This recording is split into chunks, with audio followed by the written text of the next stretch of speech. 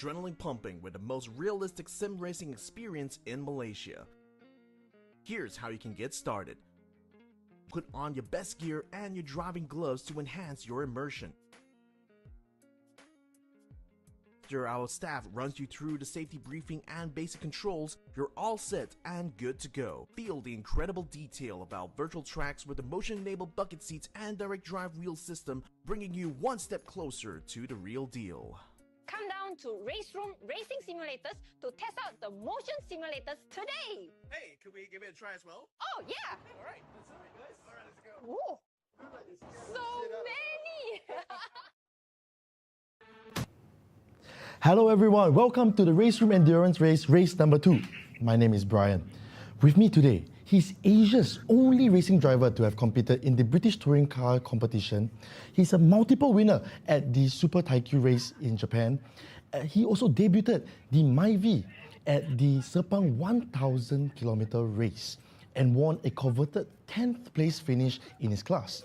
So who is this amazing driver that I'm talking about? That's none other than Farid Haruman. Welcome, Farid. Hello, thank you, Brian. Hello. Yeah. Okay, wait, we have one more host. We have one more co-host today. He is the CEO of Raceroom Asia. He owns 2 dedicated sim racing facilities. One, Raceroom Aradamansara and Raceroom Auto City. He was also the organizer for last season's Raceroom Endurance race as well. So that is Jason Chong, the man you can see in the stream right now in Iron Man. Hey guys. Really Iron Man. Tony Stark. Yeah, there we go. The fat Today version. it comes with the yellow glasses. Yeah. And take off on this one. Don't pray, okay? He's channeling the Tony Stark spirit. But anyways, but that aside, how are you all? How have you all been? Well, I'm good. It's been awesome. Thank you for asking. But then, so far so good. Been busy quite lately, and then plus the fasting month all coming. So, but then everything was good, and we are looking forward for the racing season is starting soon. So, yeah. How about you, Jason?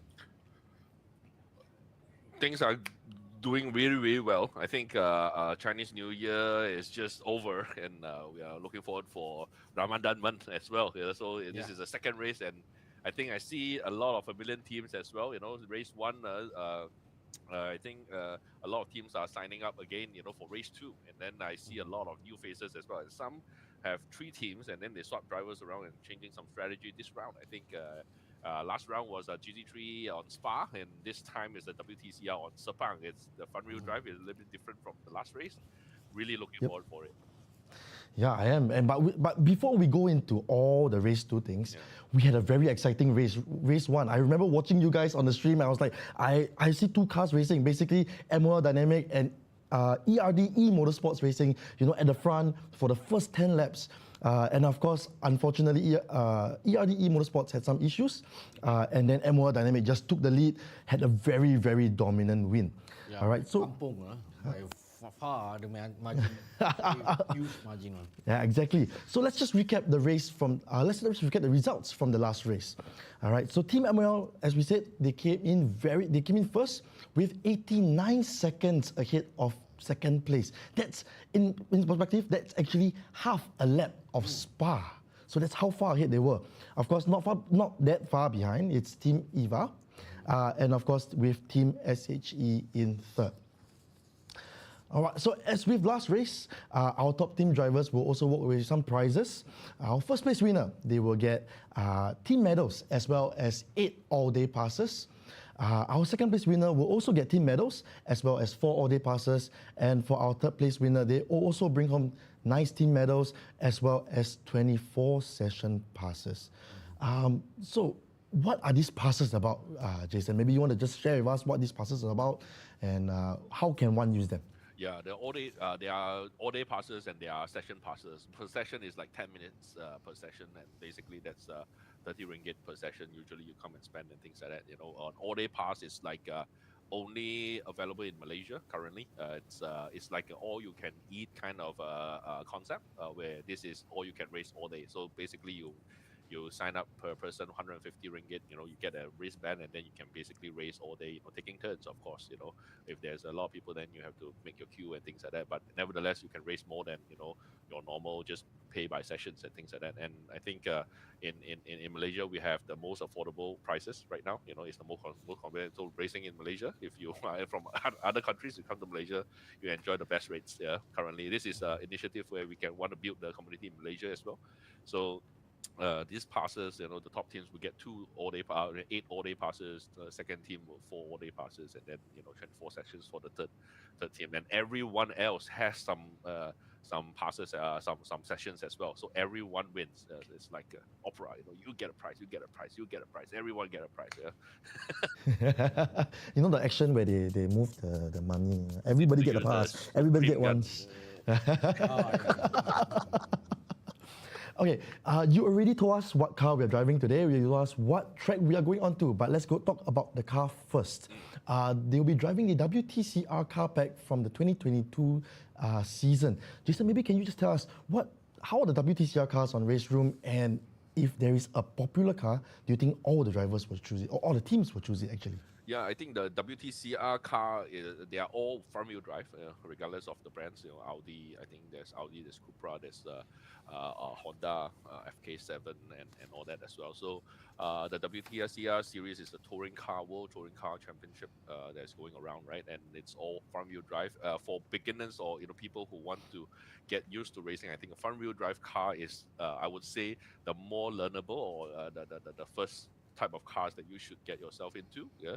And KW, our parent company, were one of the main sponsors for WTCR as well. So we get the license, and also basically this race is all the cars are pretty much very well balanced, and actually it depends on what type of cars that they are used to. I think each team would have their pick already right now. I know in Asia most of the people are more familiar with Honda. There's Honda, there's Hyundai, and all that. So these are the two cars that are more popular that people would choose. But actually, I see some of the other car winning as well. I think it's more of which car are you more used to, rather than an OP car. It's pretty well balanced actually. Oh, okay, amazing. So that is good news for everybody. I mean, it's a balanced car, so we get a pretty decent feel, I guess. Yes. But for Farid, you've raced in the British Touring Car Competition. So have you raced in a car similar like this before? Well, it's not really similar because most of the WTCR car running on the turbocharged car, where is the BTCC is NA. But then I driven both car, the WTCR also. I raced in Spa 500. Then where is like Jason said, the balance of the performance, every car is about the same. So it just a matter of how you get comfortable with different cars, different manufacturers, and everything. But then driven at Sepang, it's quite challenging for the TCR. I mean, because of you have to carry a lot more power into the corner, and where you are using front-wheel drive, and it's a bit difficult for you to carry a bit more because you intend to get a lot of understeers for the car itself, so you can't really put power early, so you need to be very patient on the throttle, everything. So it's basically much more technical about Sepang. It's not as easy like you driving a normal slow car, which is like the 1.6 car that I used to run, but then the WTCR car is a 2-liter turbocharged, where the torque is quite high. So yeah, you need to be very, very cautious with your throttle. Amazing, amazing. So for the drivers who are watching our stream, if before you have gone onto the rig or you're trying to watch the stream, you hear some tips from our main man here, our main racer here. So hopefully this is tips for you to go and win the race later. But of course, we're going to go into our track. Right, we're going to the very familiar track, that's Sepang International Circuit. We all know that track. I think Farid has the most experience there already. But this track, it's unique, it's special. And of course, it's designed by a German designer, Hermann Tilke. And of course, he's designed many, many tracks like Sakir, Shanghai, Marina Bay, Yas Marina.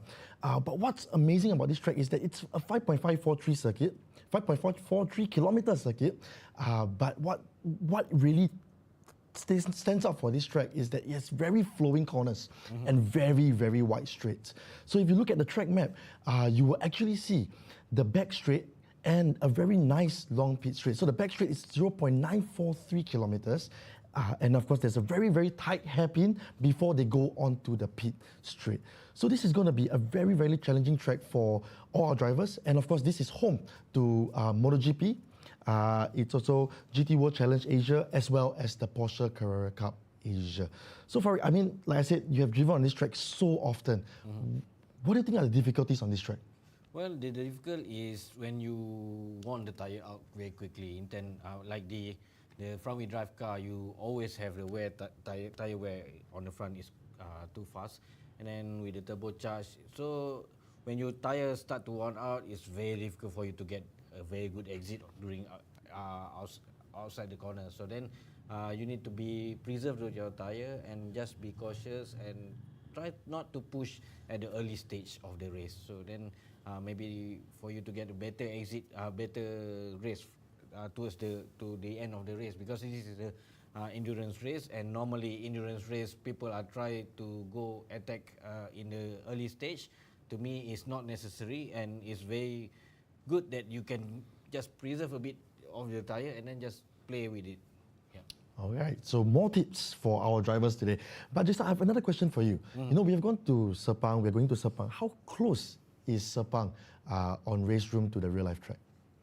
It's very, I think it's as real as it gets. Actually, the Sepang track, I was the one who go walk around the track for 4 or 5 rounds, taking 50,000 photos of all the track, including the grass, textures, the ground, everything, and also all the buildings as well. So I think it was 2017 where there was an upgrade, on Sepang track as well.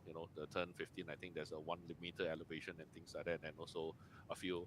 So I think we have the latest scans of the Sepang track at that time, and also comparing with the CAT data and things like that. So it's pretty close because we went on site and scanned everything ourselves. So and now and it was really a memorable one, because we want to make it for the final round that we host F1 in Malaysia. That time, 2017 Sepang. So we made it, and we did a great show with Petronas as well that time. So it was great, and now the Sepang track is in Raceroom, and it's free for everyone to race on. Amazing stuff. But Jason, I have a that's not me. We had a viewer who have a very important question for you. Yeah. What's your time on WTCR car at Sepang? My time, Yes. You want to ask a tortoise. I think mine is like 220, 220 something. I think 220. I think a lap time on Sepang on the WTCR. Very slow. I think the fastest guy is like I think it's Amir Harris. Right now is 212. Amir Harris is 212 right now. So maybe I ask Farid. Farid, what about your timing at Sepang? Can I ask that? Is that a sensitive question? I never raced WTCR car in the Sepang circuits, and just did a few testing over there, but then we don't really take a lap time. But if you asking me about the fastest lap time that I did in Sepang was 2 minutes 03. Wow. Oh, that's another level. Wow. All right. Meanwhile, we're just going to go for a very short commercial break. And when we come back, we will be talking more about our race today and what we can see for this race too. So don't go away. We'll be right back.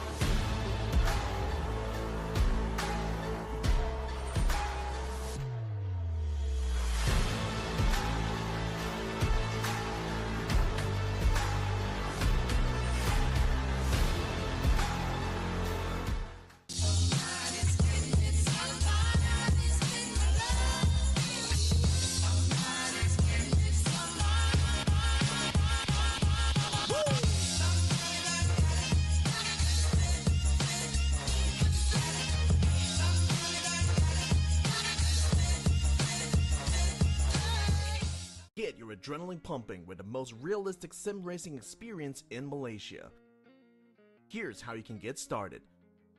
Put on your best gear and your driving gloves to enhance your immersion. After our staff runs you through the safety briefing and basic controls, you're all set and good to go. Feel the incredible detail about virtual tracks with the motion-enabled bucket seats and direct drive wheel system, bringing you one step closer to the real deal.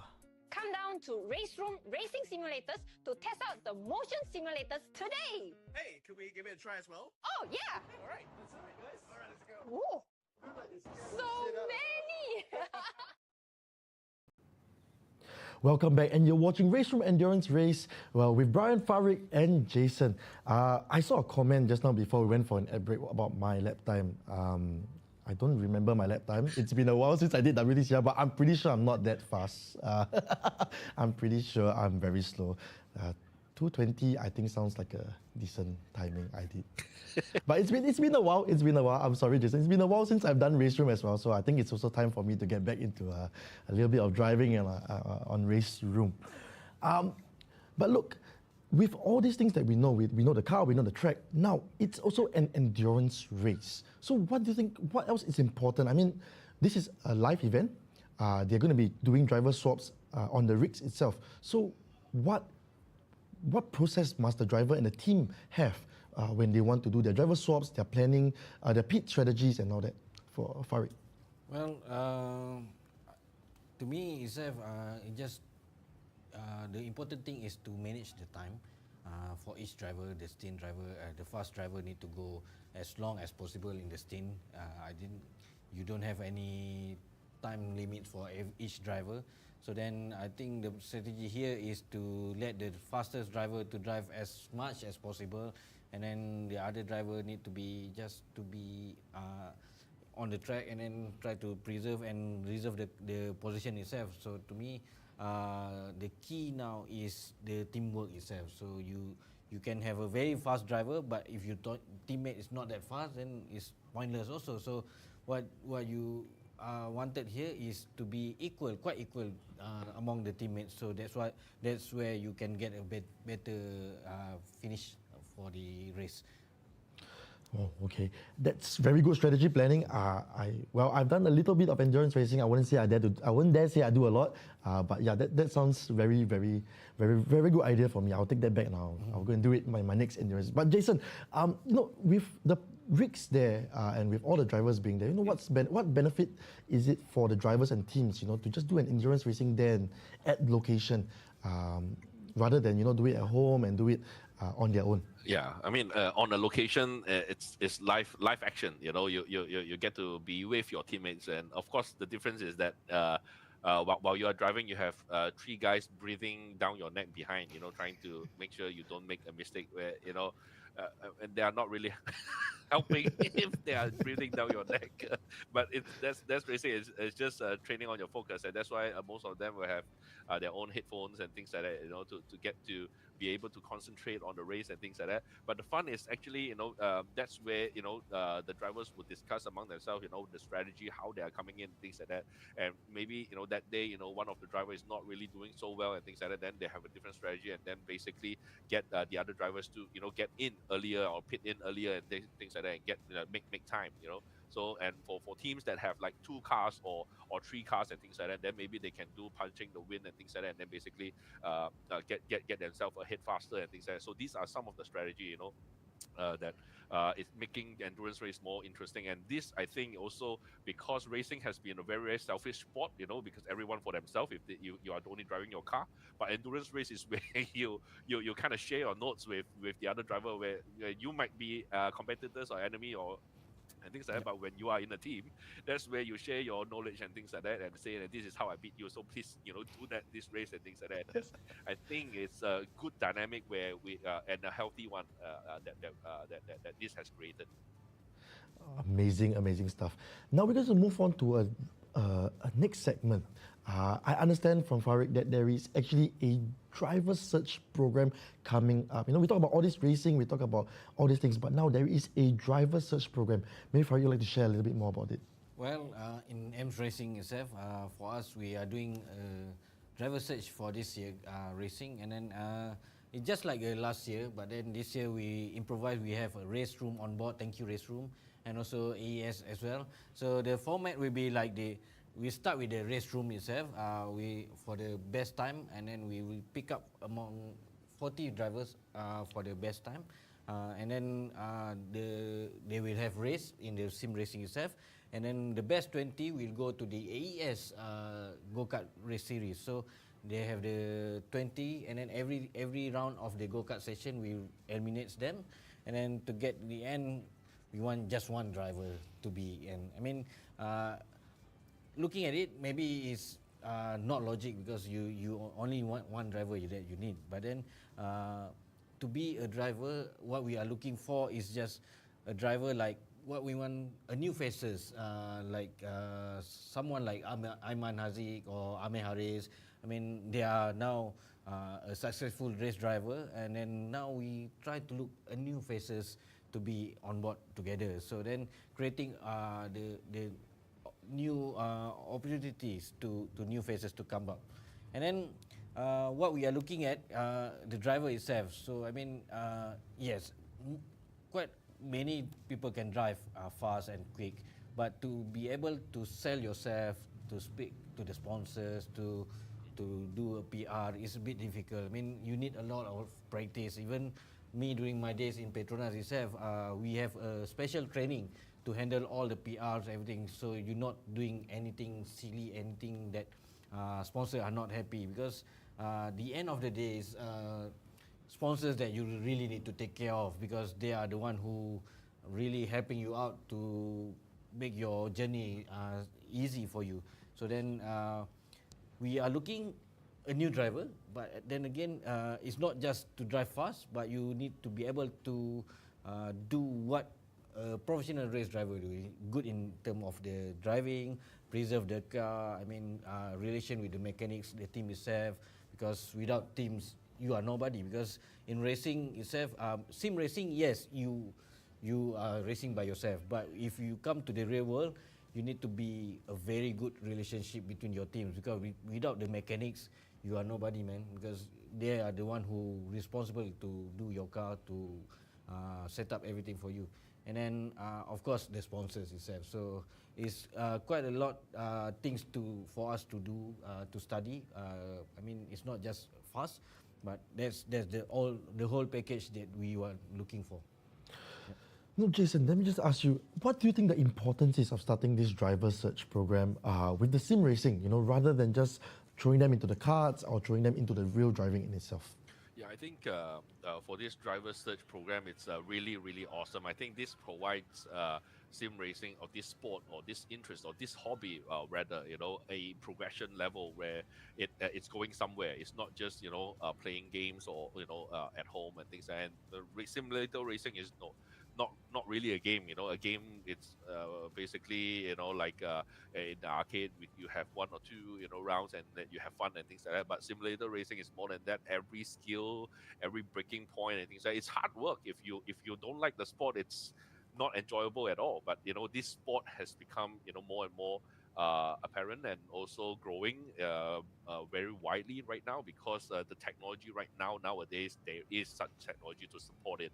In the past, we can only go to go-karts and events and things. Like, even go-kart is not cheap. You can ask Farid, you can ask all the race drivers. Most of the race drivers starts at with go-kart. Even Schumacher himself, start with go-kart. Everyone does. But go-kart a year is not really really cheap. It's 100 grand US dollars minimum a year. If you want to build really to the path. And now simulator racing is blurring the lines and making it, the entry barrier of entry is lower right now. So with this drivers program, I think thanks to M's Racing, AES, and of course now Raceroom is honored to be part of the program as well, where we are doing this driver search to give a virtual to reality. And this is not a dream anymore. I think in the past we have seen like Gran Turismo, GT Academy done it before, 10 years ago, with 4 years down straight, with Nissan and things like that. Right now, and then last year, I mean, even Raceroom ourselves, we also have our like this one, Sim to DTM T-shirt, where Sim race driver become a real race driver. Tim Heinemann, our very own Tim Heinemann, the fastest Raceroom driver, has become, the one of the fastest race driver in DTM GT3, which is the highest level of GT3 right now. So with AMS Racing, AES, and Raceroom this year, this driver's search program is giving a progression for opportunity for all the sim race drivers right now. Amazing stuff. Now you've heard from both Jason and Farid. So do watch out for on all our social medias for the sign-ups that will be coming up very soon. Now we're gonna, if I'm not wrong, now it's qualifying. Let's go back to the race. It's qualifying time, if I'm not wrong. Yep. But before we go and watch or we go and see the qualifying section, I'm just going to ask you all this. Yep. We're going to do the commentators thing. I'm going to ask you who's going to win this race. We know the crystal ball. We're going to have a nice crystal ball. We're going to just... Well, who do you think will win this race? Yeah. I think I see some very good names this round. I think I see Amir Harris participating this round, under RUB2. So it's a very potential. I think the other names, the other teammates of the RUB2, I don't really haven't really seen them, but I think this team might have good potential. But let's look at the last team who won the race, which is MOL Dynamics, right? So MOL Dynamics, I think, was led by Mika Hakimi, but this round is, I think, Ayman Haziq is the one is part of it, and he is one of our very fastest Raceroom driver. I think in 2015, the first time that I ever organized a esports racing championship in Paradigm Mall, Ayman Haziq is the champion, and he has been dominating for many years, and now he is a real race driver, right? So MOL Dynamics, I see a very good chance for him to win. Mika Hakimi is an MOL Racing, also good chance. So these few teams are really potential. Simon Chang also on MOL. So MOL sponsored 3 teams. So I think they are doing some sort of a team strategy, and it's gonna be an interesting race. This race. Any thoughts, Farid? We were before the whole show started. Farid was just looking at the team list. He was like, "Who is all these real racing drivers that are showing up? These are going to be the ones that going to try and dominate the field. They take the longest seat time on the rigs." But maybe what? I'm quite happy to see the sim racer, previous sim racer, now become a successful race driver like Ayman Haziq. We have Amir Harris. Now I think Amir Harris did quite a few lap time record in Sepang itself by using all the track day cars. And then, we have the track day junkies like Zulfikri, the Juan, and then, Mika Hakimi also is very fast on the Sepang itself. Yes. So, it's good to see a new faces from the sim to reality. So then, more or less I used to have doubt that the sim racing can go Sepang and clock very fast time, but now they proved me wrong that everything that they did is really fast. Either they're fast or I'm old. Just Or maybe both. Yeah, maybe both. Yeah. Oh no! The roast started. Yeah. I might drop by at Raceroom and race. We go and race together. Okay. The challenge is on. Yeah. Now Farid, he can't take it. He's not going to take it seat now. He's going to race. He's going to race you, Jason. Well, are we able to see the qualifying? I think the qualifying is ongoing now. Hopefully we get to see some qualifying action before the race actually starts. Yeah, it's going to be a 2-hour race. It's a long race, right? What else do you think the drivers must prepare for it? You've done endurance races. How else do you think the drivers should prepare themselves for such a long? 2 hours is still quite long. So how do they prepare themselves for it? Yeah, good question. Having Raceroom itself, their rig is very good. Their force of the steering wheel itself is very responsive. It's almost real as it gets, like Jason says, and also the throttle, everything. So way back when I started in sim practice back in 2004, 2002, where everything is light, it's more basically is bell control or what. So nowadays is the direct force. Everything is I mean, it's very tiring. So a lot of drivers need to be focused, really focused, and also to be able to finish these 2 hours, you need to have very good stamina itself. If not, I mean, like Jason says, yeah, this is sim racing. It's not like the normal arcade. We passed the Daytona things. But now it's really good. I mean, me myself also before, back in 2019, before I went to Spa 500, I did clock some track time in the race room itself. I think about maybe 20 hours on the seat time, just to get familiarized. And yeah, it's really helped me to get know about the circuit and know about the car before I arrived at Spa 500. That's really good advice. But I just want to ask Jason something. You know, Farid mentioned like, oh, it's very heavy. It might be very heavy because the fuel spec is very high because it's the direct drive, right? Are the drivers actually allowed to do any adjustments when they get onto the rig? Can they tune to what they like, or it's all fixed and then they can't do anything about it? Yeah, for the endurance race, because it's a fun race, we want to get everyone having a fun time and things like that. So for Raceroom endurance race location on site, we try to make everything stock and no one can change anything about it.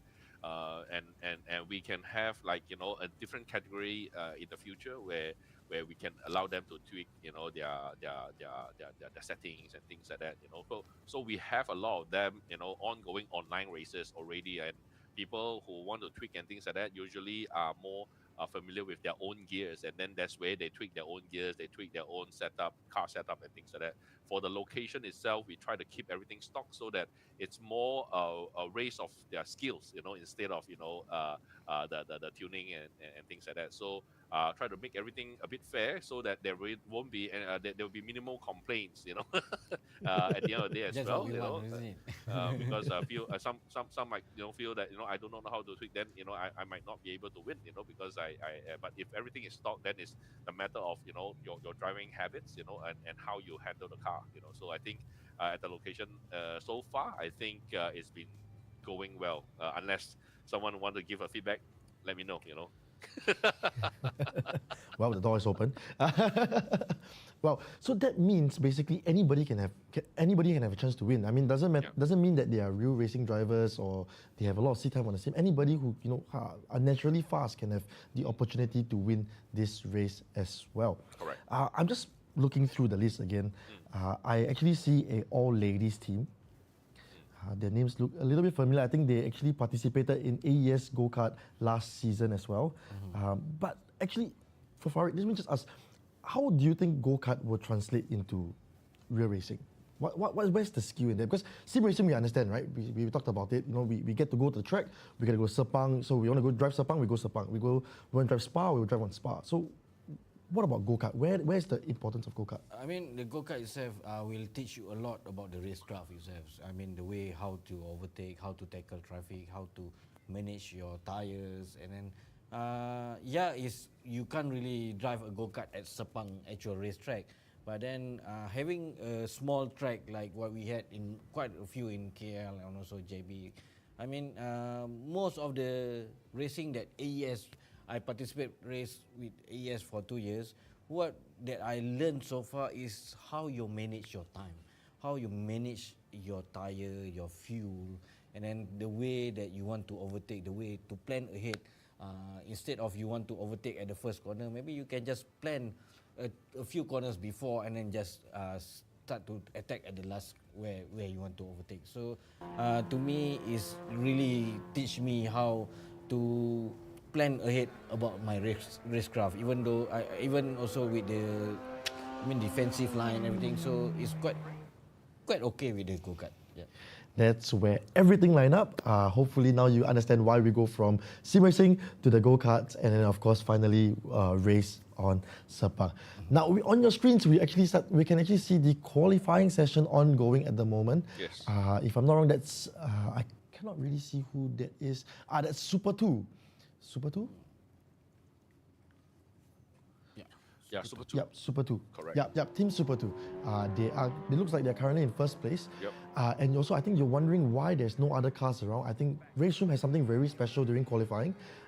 Jason, you want to explain a little bit more? I mean, because if I'm not wrong, qualifying session, it's a solo qualifying. So you actually do qualifying on your own. Correct.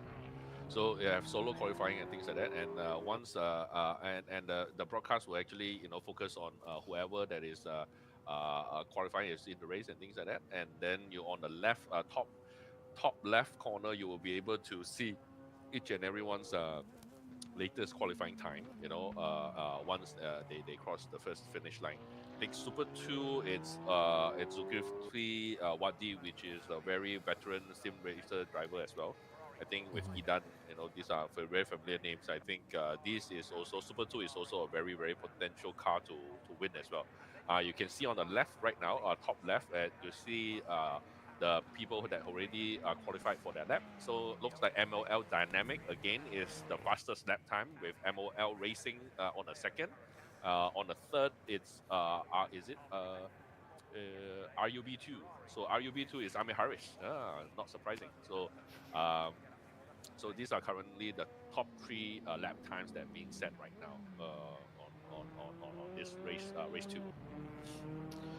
Amazing stuff. I mean, it's what do you think the benefits are of doing solo qualifying? Is there a reason why they prefer to do solo qualifying, or just it is just set as it is? The solo qualifying is also basically you won't be blocked by the other cars, but community car. And of course, this is like only possible in sim racing in the virtual world, because we can put each and every car in a separate room, right?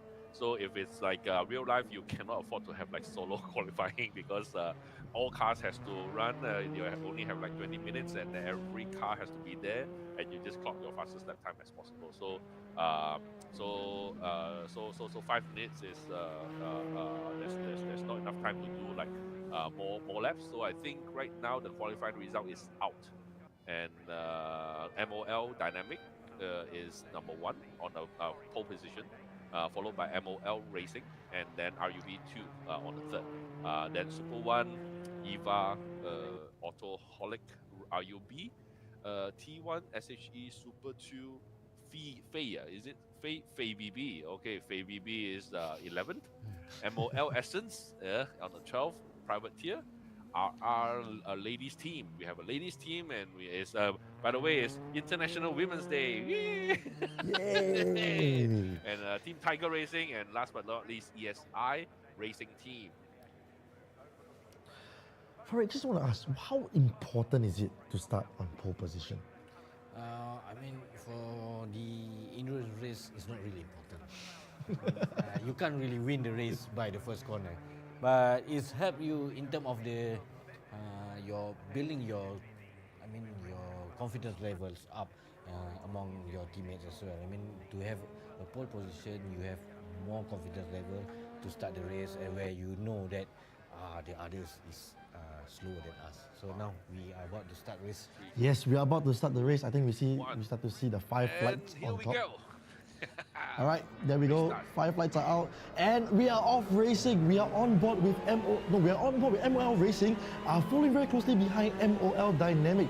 Now they're running down to the first corner. Unfortunately, everybody is trying to take a draft down to the first corner, but we still see MOL Dynamic in the lead. You can try and see M Racing trying to overtake its own teammate out to turn 1. MOL Dynamic still in front, and MOL Racing very on the inside. There was some contact between 3rd and 4th place, but of course MOL Dynamic, MOL Racing keeping it clean because they're sister teams and still going very, very strong. And of course we start to see a fight between 3rd and 4th place. If I'm not wrong, that's the RUB team and Super 1 team.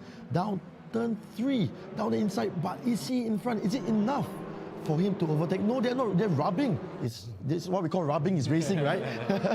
But down through the corners, Super 1 still ahead of RUB team.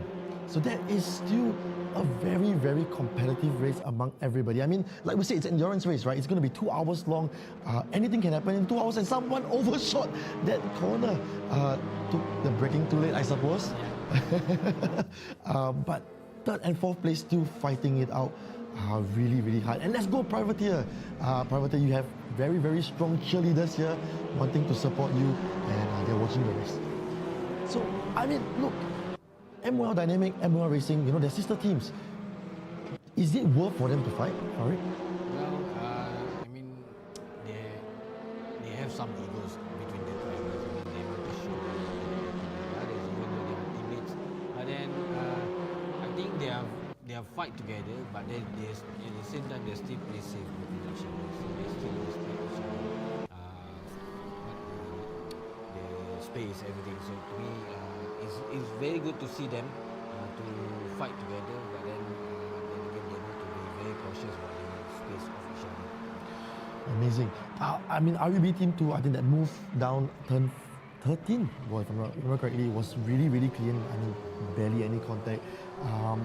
But you can see that I think that's Super 1, Super 1 team really trying to follow behind RUB number 2 to catch him back into the third place. Well, I think, Jason, your prizes do still tempt them quite a bit. Yeah. Yeah, I mean, Look, they're fighting so hard. Yeah, exactly. I think nowadays it's not about prizes anymore. I think it's being really good at the sport. That is the true sportsmanship that everyone is showing right now. I think this race, is a very clean race. You don't see like usually turn 1 is like, oh, a wacky race. Wow, everyone just crash into each other. I mean, in real life, usually it doesn't happen because it's your car and it will cost a fortune.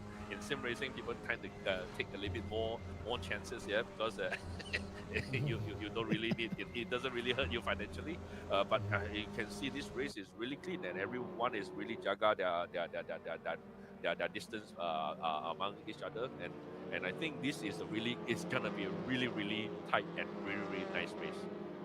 Ooh, as we just talked about nice and tight race, we saw Super 1 going down the inside and really keeping. Look, both of them are really respecting each other. I mean, they do touch, they do come into contact with one another, but they are really they're trying to keep it as clean as they can. Yes. But I saw a comment, a wasted defensive line, but I think maybe he was trying to psych the opponent in front up, trying to make him make a mistake so that he can actually take the position away from him. I mean, for it, do you do all these type of things? Like, do you try and try and show that you are there? Do you? Yeah, I mean, that's racing. You are trying to get any opportunity that you have to be ahead of everybody. But surprisingly, with them doing sim racing is very limited view among the others, what they can see on the screen, and yet they still can perform a very respectful race and then very decent gap between each other. I mean, head off to everybody. I mean, I saw the name list here. It's all familiar and all old timer on the sim racing. I mean, will be a very interesting race compared to, I think, round 1 last time. Amazing. And of course, round 1 we had a very long circuit. We were at Spa, so now we're at Sepang, a shorter circuit. As we saw, Fei BB. I hope I pronounced the team name correctly. Fei BB going in the last corner. A very clean overtake. But I saw a comment earlier also from John that touring cars, they are all very touchy-feely. They are very close to one another, and they try to race very closely to one another. But you can see the difference in experience among the top 4 drivers. The top 4 teams actually. They really are setting themselves apart from everybody else. So even at this current juncture, we cannot be sure who is going to take that checkered flag. Yeah, I mean, we have still 1 hour 54 minutes to go. It's still early stage of the race, and having them, the top 4 are fighting very close together, leaving almost no gap between each other. I mean, it's very interesting to see whether they be able to maintain this gap until the end of the race or not. Well, I mean, it's really a lot of racing or racecraft, I guess. Yeah. But Jason, anybody standing out to you at this current point in time? Right now, I think is a little bit different from the last race, because the last race was like only two guys is fighting right up front and things like that. Now this round seems to be quite close to each other, and I see the camera now focusing on EVA team EVA, because I think the broadcast actually shows the most the where the most action is, right now EVA team has chosen Hyundai. And this is a really balanced car as well, of course. Most of people's favorite car, yeah. And of course, right now MOL Dynamics is still the leading one. I think the MOL Dynamics and MOL Racing might stand a really good chance on this race. But we never know. Like the last race, that ERD was leading like a very good margin, or they're fighting and things like that. But let's see, it's gonna be a very close race as well. Unless because like the third team is REB2. I mean, Harris is actually right, only 1 second behind of MOL Racing. So it might be like the last time where MOL Dynamics was trying to strategize, where they are on the second position and they're just waiting for ERD to make mistakes and things like that. They take the win later, just pressure them throughout the race, tire them out. Jason, there was a comment, that they're saying it's not worth it to be battling out so early to save tires. But if I'm not wrong, the teams only need to focus on pit stop strategy. Am I correct? You mean saving the tires, or yeah? Yeah, they just say, do they need to save tires? Yeah, on a typical endurance race, saving the tires and all that is the key thing. Saving fuel, saving tires, the way how you're driving and things like that. But of course, with this fun race, we currently turn those off, so that everyone can just focus on a fun race. Eventually, we are able to tweak all these variables and parameters, where we can have like 1x, 2x, 3x, 4x of tire wear or fuel efficiency, and that's where you really milk the final drop of these race drivers, trying to get their strategy even tighter, because the strategy of racing is not just being fastest on the race, but also how you are driving, the habit that you are driving. You might be fast, but how you are driving a car is just wearing out the tire too much. Then if you are needing to pit in one more stop than your opponent, then you pretty much your game is done. If you are pitting one more time more than your opponent. So I think once this become more and more matured, I think throwing in one or two of these kind of thing, it would be making the race even more interesting. Yeah, I saw the comment on the screen just now. They said round 1 and round 2 was a very exciting driver. Head off to the There's so much. So MOL Racing was defending really hard, going down the main straight, actually all the way from the pit straight all the way to the main straight, and unfortunately he has made a mistake. He was so close. I mean, look, they were just so close to one another. They could have overtaken, but unfortunately he overcooked that. Yeah, he braked a bit too late, I guess, and quite busy tried to overtake. And there's no doubt about race 1 and race 2. Both is very excitement, very interesting racing. I mean, I prefer this race 2 at the early stage, where you have a lot of intense fight together. I mean, at the same time also they are respect each other about the space, about the gap. I mean, wow, surprise, man, surprise. I'm really impressed. Amazing. I mean, look, it's been a very clean race. We haven't seen much incidents. We haven't seen really anybody going off track as much. But just a very curious question to maybe both of you. I think MOL Dynamic, MOL Racing, they're in 1-2 now. And of course, just now earlier we saw that there was a lot of pressure on MOL Racing. How can MOL Dynamic actually help MOL Racing? I mean, it's a sister team, right? They can try and have some strategy here and there, and they can try and help one another. Would that help? Jason first, maybe. Jason, you want to? You mean your question again? Oh, my question was, MOL Dynamic is in P1, MOL Racing is in P2, and of course just now we saw that RUB2 was trying to overtake MOL Racing for second place. What can MOL Dynamic do to help their sister team? It's pretty off. I couldn't really hear you, but I think Okay. you are trying to say that MOM dynamics are like the Super One is trying to, or RUB2 is trying to overtake, right? Yep, Uh, yep. and in early of this race, is it? Or Okay, let me answer this question. Okay, to me, what the dynamic can do is just to maintain their position, maintain their lap time every time, and the what I can see so far, the MOL Racing are try to be backup for the MOL Dynamic, where he tried to defend, tried not to let anybody overtake at the second place, tried to dominate 1-2 position as far as possible, and then based on my experience, maybe the last half an hour, they will fight together. Yeah, I mean, Jamal just said, like, can copy Red Bull F1 strategy. You know, one will lead the pack, and the other one can be slower, make the pack, you know, a bit more distance from the first place. So Yeah. maybe that's what they're doing, right? Instead of the other way around, they're trying to help one another to defend Yep. the position. I see. Okay. This is actually gearing up to be even more exciting than I expected it to be. I mean, when I looked at the list, you know, we see 3 teams that are the same, or from the same sister teams, but you know, I was not expecting this kind of action to be happening on track. Well, I mean, this is racing, and then having quite a few drivers that have been raced in real life. Now they know how to plan strategy in real life, and then some of the real life strategy can also impose into the real racing, the sim racing itself. See the dive bomb like that. I mean, wow. You can't do that on real racing, but then based on the sim racing, I guess they have done a lot of mileage, and maybe they know that they can control, even though to break very last minute. But I think they can just control, and yeah, you see, there's nobody. It's just only a bit touching, but then nobody went off, nobody destroyed, nobody raced. So.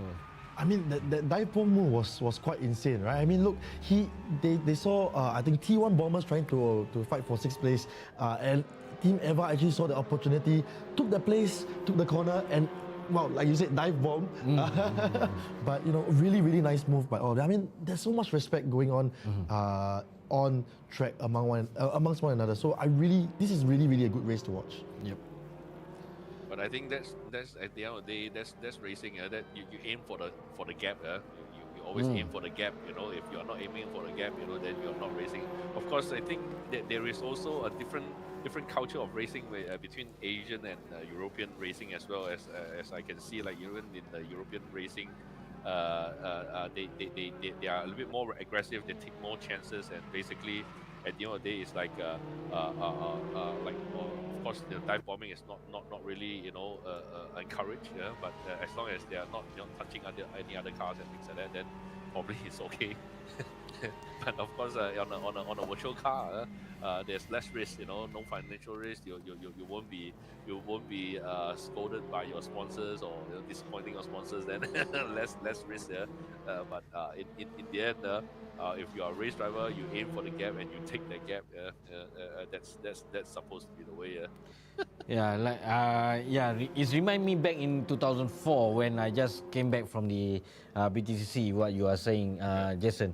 I mean, I tried to bring the Western culture, the European culture driving to in Sepang, and then nobody can accept the way I'm driving. I mean, you are way too aggressive. You are way too close to other. I mean, you are bumping people. So to me, what I experienced so far, the Asian like to drive a bit more gentle. Correct. Yeah. Correct. You say that now, but look at T1 Bomber trying to go down inside. I mean, we just saw some action there.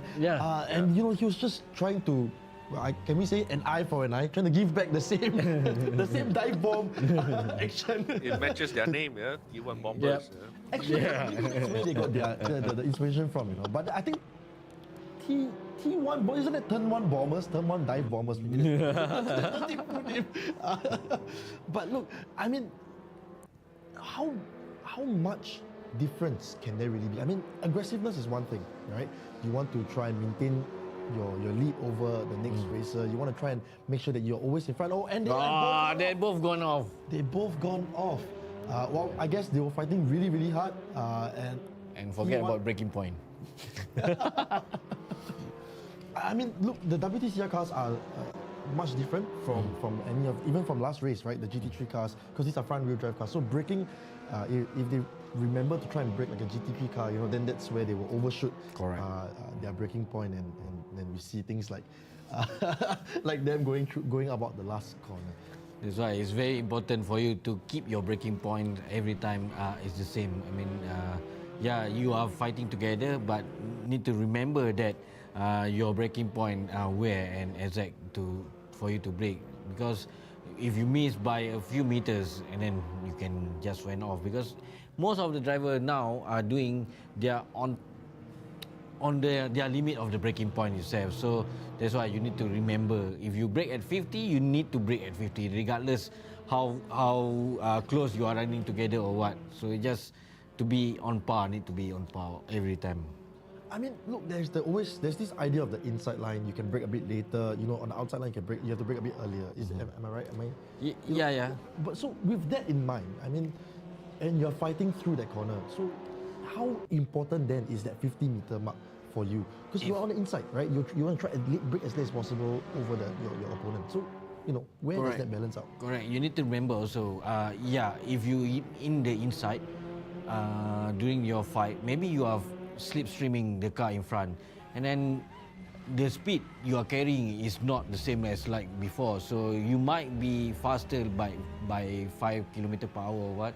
So I think you can brake a bit later, but to me it's just a bit, not 10 meters later. Okay, I have a very important question about this. They are all on site, right? Do you think the team will go up to one another? Oh, why you bumping me? Will we start to see I fight? think it's just human nature, to be able to do that. Maybe we can look at the actual on-site footage. Then you can show the audience a little bit. It's pretty hot in here, and I think the like you say, the teammates are standing right behind you. So usually when you're racing, even though you're on a team radio, you can just tune a deaf ear for it. But now 3 of your teammates is right behind you, and basically guiding you or helping you not to make the mistake. But is it really happening? Not really. But at the end of the day, is how you manage the pressure. I think as a race driver, other than dealing with all this on the track, trying to be consistent and things like that, it's also how you calm yourself. And I have great respect for race drivers, all around the world, whoever they are, whatever classes they are racing in. The amount of persistency, the endurance of it, to keep a calm mind, to be able to be really consistent on the track, that is really something that is really highly respectable. Because I, for one, I'm not fast on the track, but it's easy for me to be distracted or be not so consistent, after a while. So being able to be consistent all the time is something that is a really great virtue, and like you say, if your teammates are pressuring you, I don't know why you do this and things like that. When you are behind the wheel, you have to be able to deal with these. It's not the fault of your teammate. Your teammate is trying to guide you, on the side there. So that's it's up to you whether you can deal with it. So you can see on the screen right now, this is the actual atmosphere, at our location right now. 64 people racing all at the same time. Together, we have only 16 cars. Each team has 4 teammates. So that makes up 64 drivers. I can see Mika Haikimi on simulator number 9, right in front on the left there. I think he's about to do a really good lap time. I think Mika Hakimi this time is on MOL Racing. That's the number 2. So he's trying to, I think, leave a really good margin for the team, so that the rest of the teammate will be able to drive a bit more relaxed. As we were just saying that Fei actually made a move down the inside on the final corner. Sorry, not Fei Super 2 actually made a move down on the inside on Fei. And also we saw how crowded it is on site and on location, you know, how warm it can get. But look, Fei is not giving up. He's fighting back, breaking that much later, and then missing the breaking point again. Oh, what?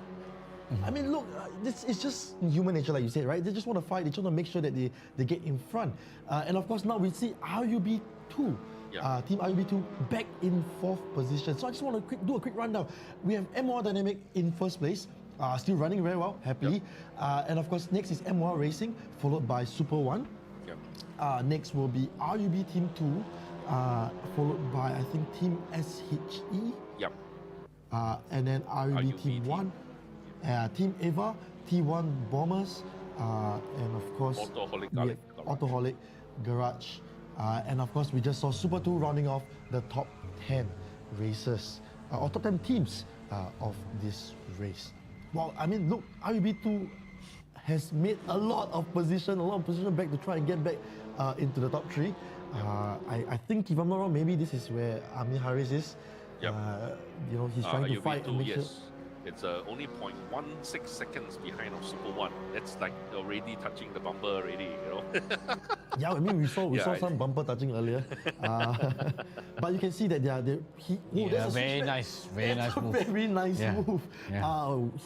He was protected, Super 1 was protected the inside, right? And then there was a dummy on the outside, and then he switched back down the inside. But of course, Super 1 had a much better exit because of that. And they are now fighting down into turn 1. Do you think they're going to make it down to turn 1? Well, it's very difficult because Amir Hari is very experienced. I mean, he kept the line very nicely and tried to hold over there. There's no way that you can overtake if Amir Hari defend like that. See? There we go. Yep. Wow, but that's a lot of touching. That's a little bit too much. The touching is fine. As long as you don't take out the opponent, I mean, it's fine. Then they have to keep back the position. For sure.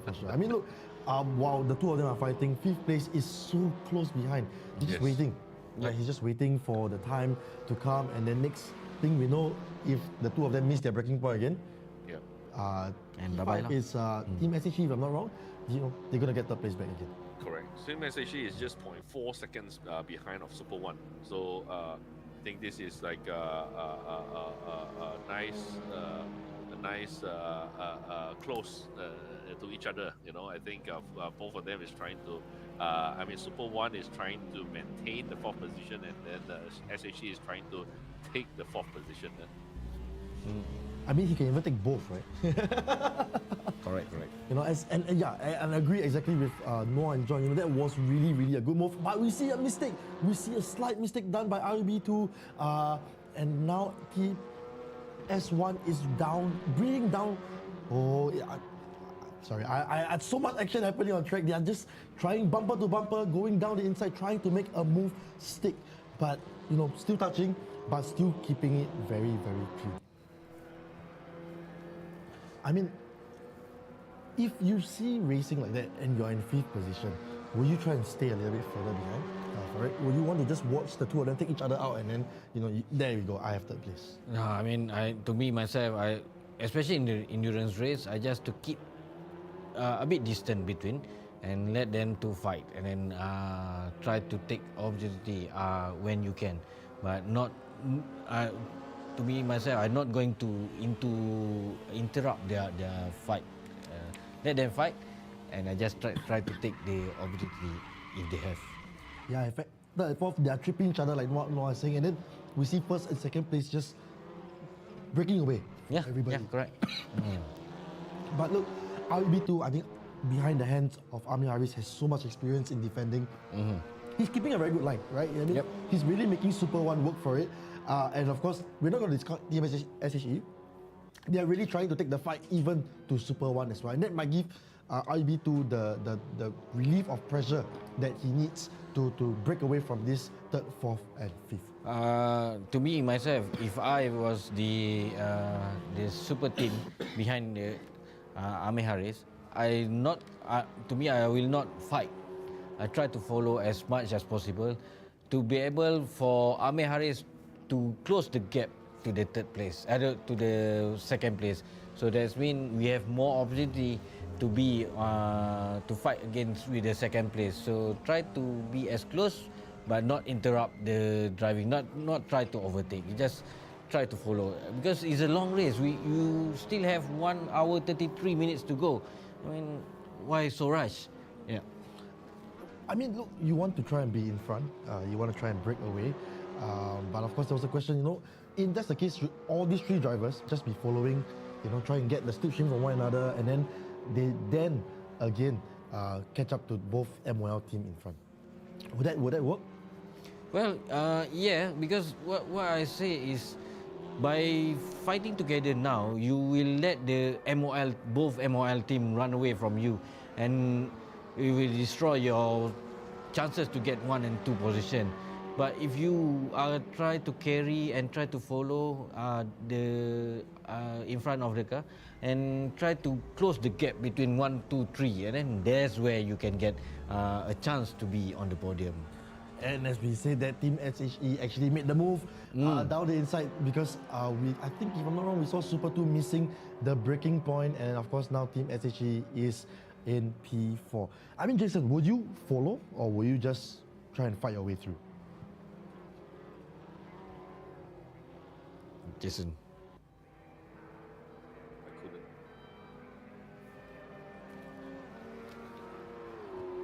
Oh.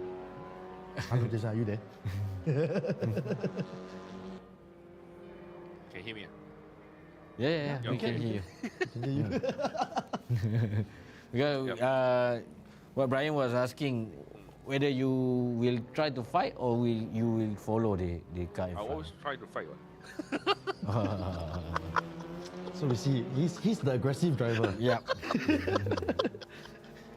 He will make sure that everybody, this is like a bowling alley, right? You will go all the way to turn 1 without braking. Is that the turn 1 challenge that we should have? I always get Don't like that. I aim for the gap. Aim for the gap. There we Yeah. go. Aim for the gap, guys. Make sure you get the gap and then you get that. Well, I mean, look, if you don't aim for the gap, you're not a racing driver. That famous quote has always been said. I mean, it's good for from our Ayrton Senna F1 driver. But if you want to go for the gap, you need to bring along your mind, your thinking also. I mean, you don't just simply dive bomb and destroy anybody racing. I mean, in a way, especially in Malaysia itself, in real racing, a lot of privateer teams itself and a lot of hobby driver, and they are here just try to have fun. So to me, yes, you can go for the gap, but in a respectful move, not to destroy anybody chances of finish the race. There we go. I saw John saying, Jason, best answer. He said somebody agree with you. You should be as aggressive. Farik here is just like, oh my god, what is going on? He's here trying to tell everybody to race cleanly, race nicely, but then we have people like, yes, we need to be aggressive. We need to, I mean, that's beauty about racing. You can't be all race drivers have a same thinking, right? You need to have a variety race driver that they have. I mean, everyone to win. Everyone race and they want to win, but how you going to win is determined how you are. I mean, the way you are driving, the way your move, your plan, strategy, everything. Like Jason is very aggressive. He want to go and overtake. Like me, I try to preserve and try to get opportunity by some people crashing or what. So I mean, it's endurance race. A lot of people have different strategy, different thinking of driving. I mean, that's the way, the beautiful about the driving in the endurance race. I mean, like we said, this is going to be a very long race. We are still like 1 hour 29 minutes from the checkered flag. So, look, if I'm now a team, right, and I'm like Super 1 now, right? He made a mistake. He's now in no man's land. What can he do? What do you think they can do? Well, I mean, now they just need to be focused to be finished and to let the other driver, his teammate to do the rest of the stint. So then after that, you think it's the best if they can just to do a consistent lap time together among, because the key of the endurance race is to be consistent itself. I see. I'm gonna just ask this question again. Look, we see MOL Dynamic so far ahead. We see MOL Racing fighting so hard to make sure that MOL Dynamic doesn't lose the race for this race. I mean, they were winners last round, right? So they want to try and make sure that the team is first on the podium again. And then of course we have third, fourth, and fifth. Third and fourth, they're still fighting out one another. The gaps have of course widened, but any bets? Is MOL Racing suddenly going to try and win first place? Or are y'all just... And who are you going to bet your money on? Well, to me, I'm looking at the entry list now between MOL Dynamic and MOL Racing. It's very hard to say. Both have equal driving experience. Both have fastest driver. Kita ada Mika Hakimi in the MOL Racing. We have MOL Dynamic. We have Aiman Haziq. Both is very super fast in the sim racing. So as we can see on the live stream, Mika Hakimi doing a very comfortable pace with a very less effort, I would say. Looking at his driving, he just like sitting on the couch, waiting and see, macam look movie lah like that, kan? Relax. He very stable on the. I mean, if you ask me to put money. Okay, we don't put money. We don't put money. We shall now predict who the winner is. Let's change it. Let's use the crystal ball. Okay, predict. Well, I scared if I predict someone, then we'll have the commentator curse. But that's our joy. That's what we get to do, right? I mean, we get to say certain things and then hope certain things happen. Still, I pick MOL Dynamic. Okay. Okay. What about you, Jason? Between MOL Dynamic, MOL Racing, or even maybe RUB2, who will you pick? Or anybody else in the race? Who is gonna win? Is it? Yeah, who's gonna win? I think MOL Dynamics is MOL Dynamics is gonna have a really good chance because they are 2 seconds in front of MOL Racing, and then RUB is actually 5 seconds behind of MOL Racing. So that's like a 7-second margin, that they have to fight, against MOL Dynamic. Of course, it's still early in the race. We are just not even 1 hour, not even halfway to the race. So therefore, I think when they change drivers and things like that, they depending on the different team strategy, maybe MOL Dynamic is trying to put their best driver, to leave a really good margin so that the rest of race driver would be able to drive more comfortably and things like that, and the other team maybe they put their fastest driver at the end, so still really too early to call who is going to win. But of course, as it is right now, the top 3 teams, the MOL Dynamic, MOL Racing, and RUB team, looks like the top 3 drivers that are top 3 teams that are going to win this race as is right now, because for the team right now as SHE, they are actually 10 seconds behind of the RUB team.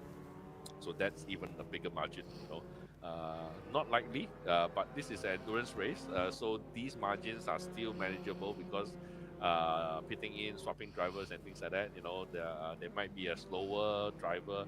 Even the slower driver, if they are very slow, then even they drive 2 laps, it's easy to drag their lap times down, really far. Okay, I saw a question from the chat, but I also want to ask the chat this question: who do you think? Touching your crystal ball and then thinking, who do you think will win? Just put your answers in the chat. But there was a question. Like we said, we are only in the first half an hour of this race. We haven't seen any pit stops yet. But when will the expected window be? I mean, we saw race 1. Some of them took it quite late. Then before they changed their drivers. So when do you think the expected pit stops will be? Well, I guess looking at the drivers who race, who doing the first stint now, I think most of the drivers are the fastest driver. So I think they are trying to get as maximum possible driving time for the first driver.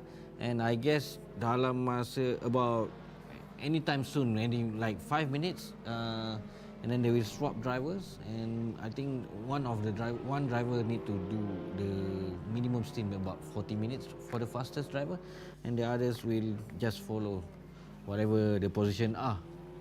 Actually, Jason, is there a minimum stint time that they need to put in? I know all 4 drivers need to drive, but is there like a minimum stint time? Jason, Jason? is there any minimum driving time? Minimum driving time, no. Minimum driving laps, let's say, you know, two laps or 1 lap, you know, like for example, if the teammate is driving for, like, you know, 1 lap or 2 lap, you know, that's their strategy. Because maybe they have a teammate that is really slow, you know, and wouldn't be able to allow them to drive, you know, more than 2 laps and things like that. But like 2 laps, if they are really slow, then they would really, you know, drag the whole team down, you know, like the position and things like that. So I think for now we the minimum driving lap is, like, you know, 2 laps. For 1 driver. Obviously, every driver pays for their seat, and of course, they will want to have more driving time as well.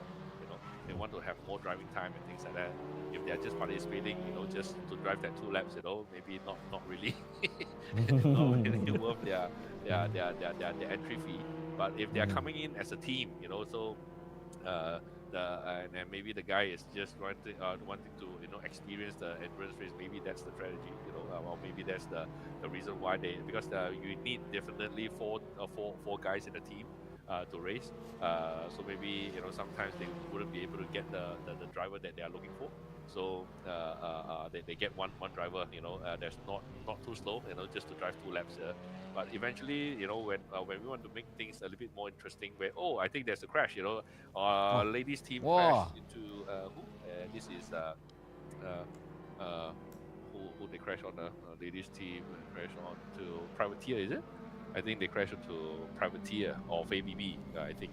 So, but at the end of the day, eventually we are gonna make it even a little bit more, you know, interesting, or a little bit more tricky, where every driver have to drive like a minimum of, let's say, 5 or 10 laps and things like that. Then it makes things interesting, even more interesting as well. Amazing stuff. Of course, we saw an incident on track earlier. We have been talking about it. And of course, I think someone said hi to you, Jason, on stream.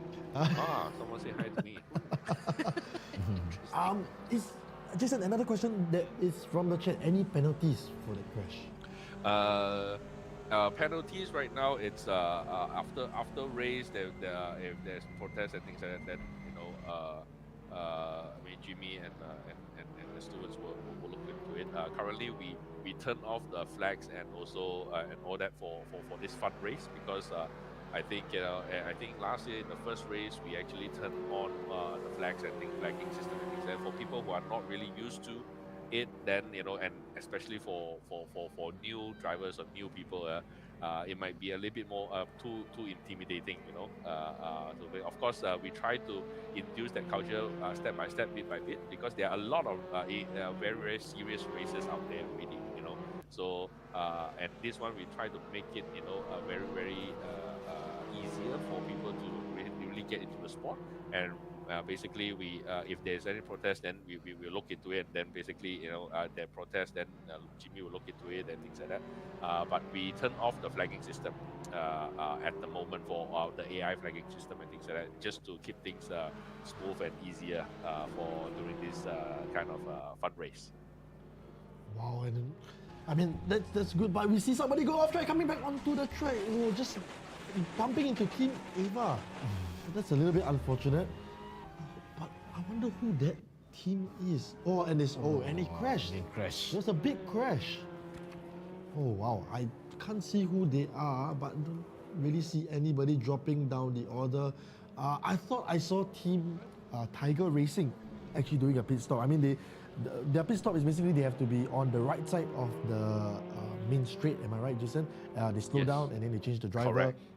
Next driver will come in and then drive off. Correct. So I think we saw a little bit of that because T1 Bombers actually got into ninth place now with Tiger Racing in P10. But wow, big incidents. We just talk about clean racing, and then now, someone who is that P6? He overcooked that corner. How difficult is that corner actually, Farid? Well, it's difficult when you have tyre wear.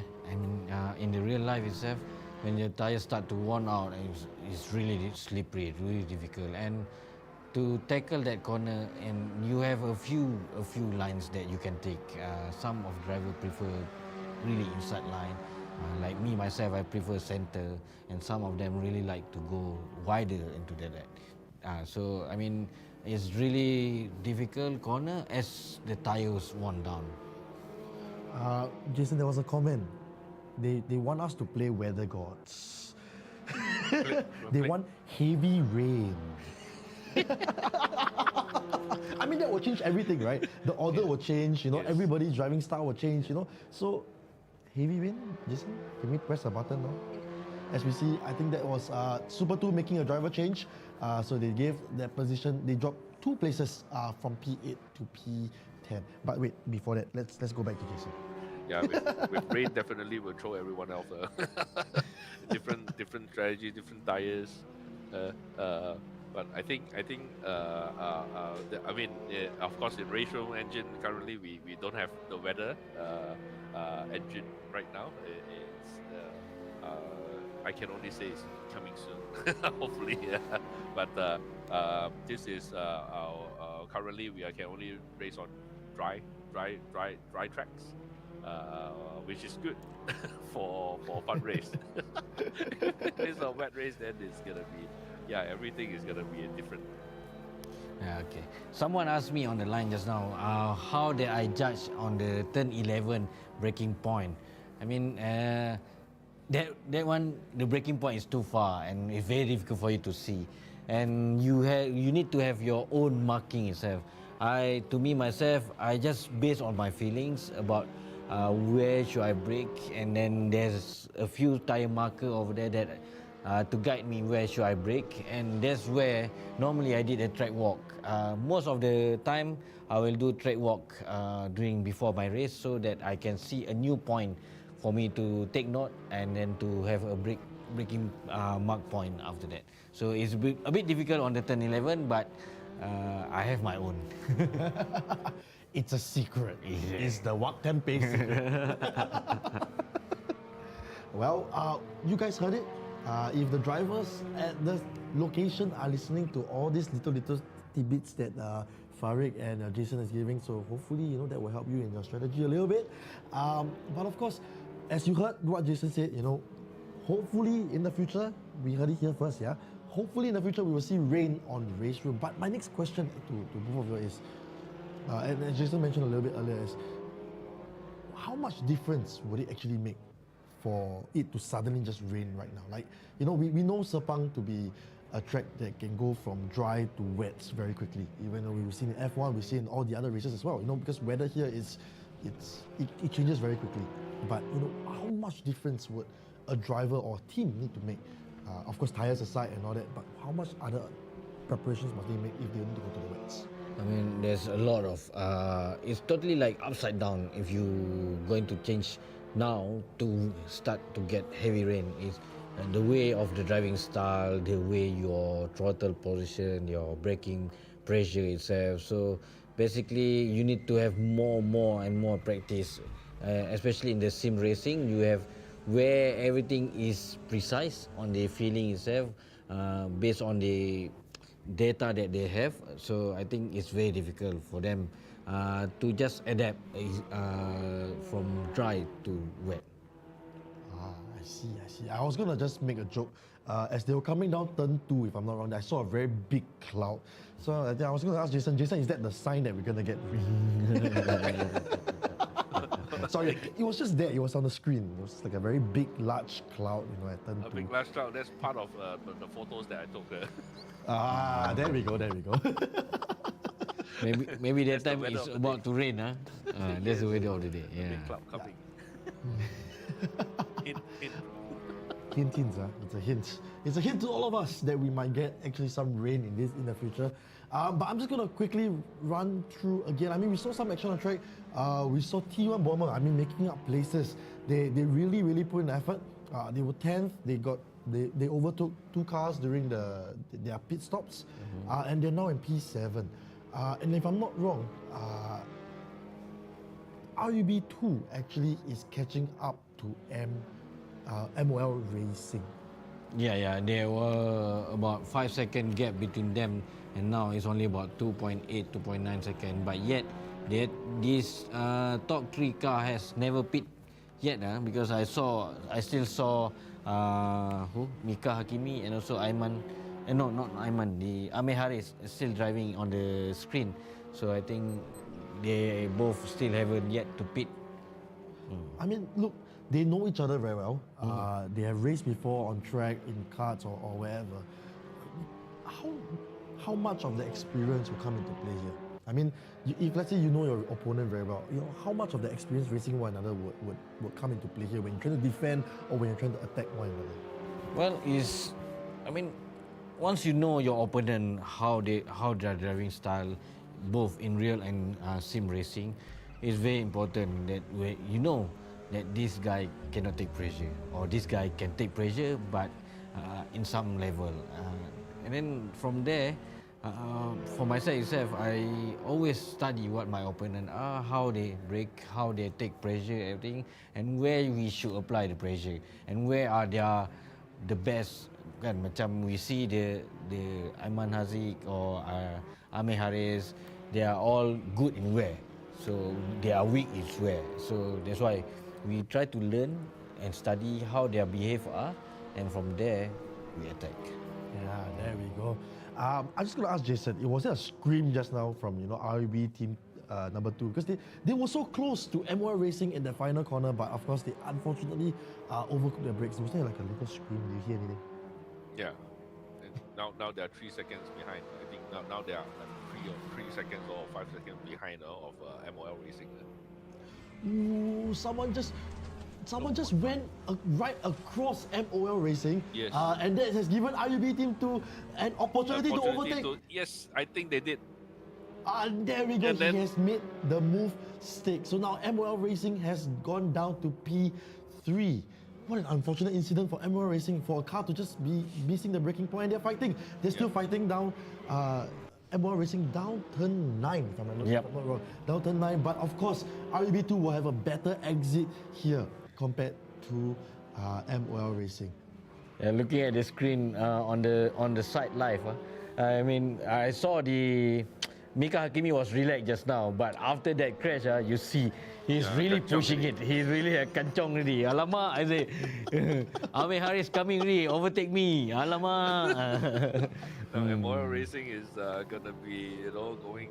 I bet they are just 0.3 seconds behind RUB2. So let's see RUB2 whether they are able to drag a margin. But I think it's any time now. It's like 0.03 seconds behind. There we go. Sorry to cut you off, but they're down the MOL inside, Racing lead braking. regained their position back onto the second position right now. Oh no, they didn't. They lost again. They missed the braking point. They actually overcooked the braking point, and then down the inside he went wide on turn 14, and unfortunately MOL Racing didn't make the move stick. But yes, we saw the comment, wow, fight.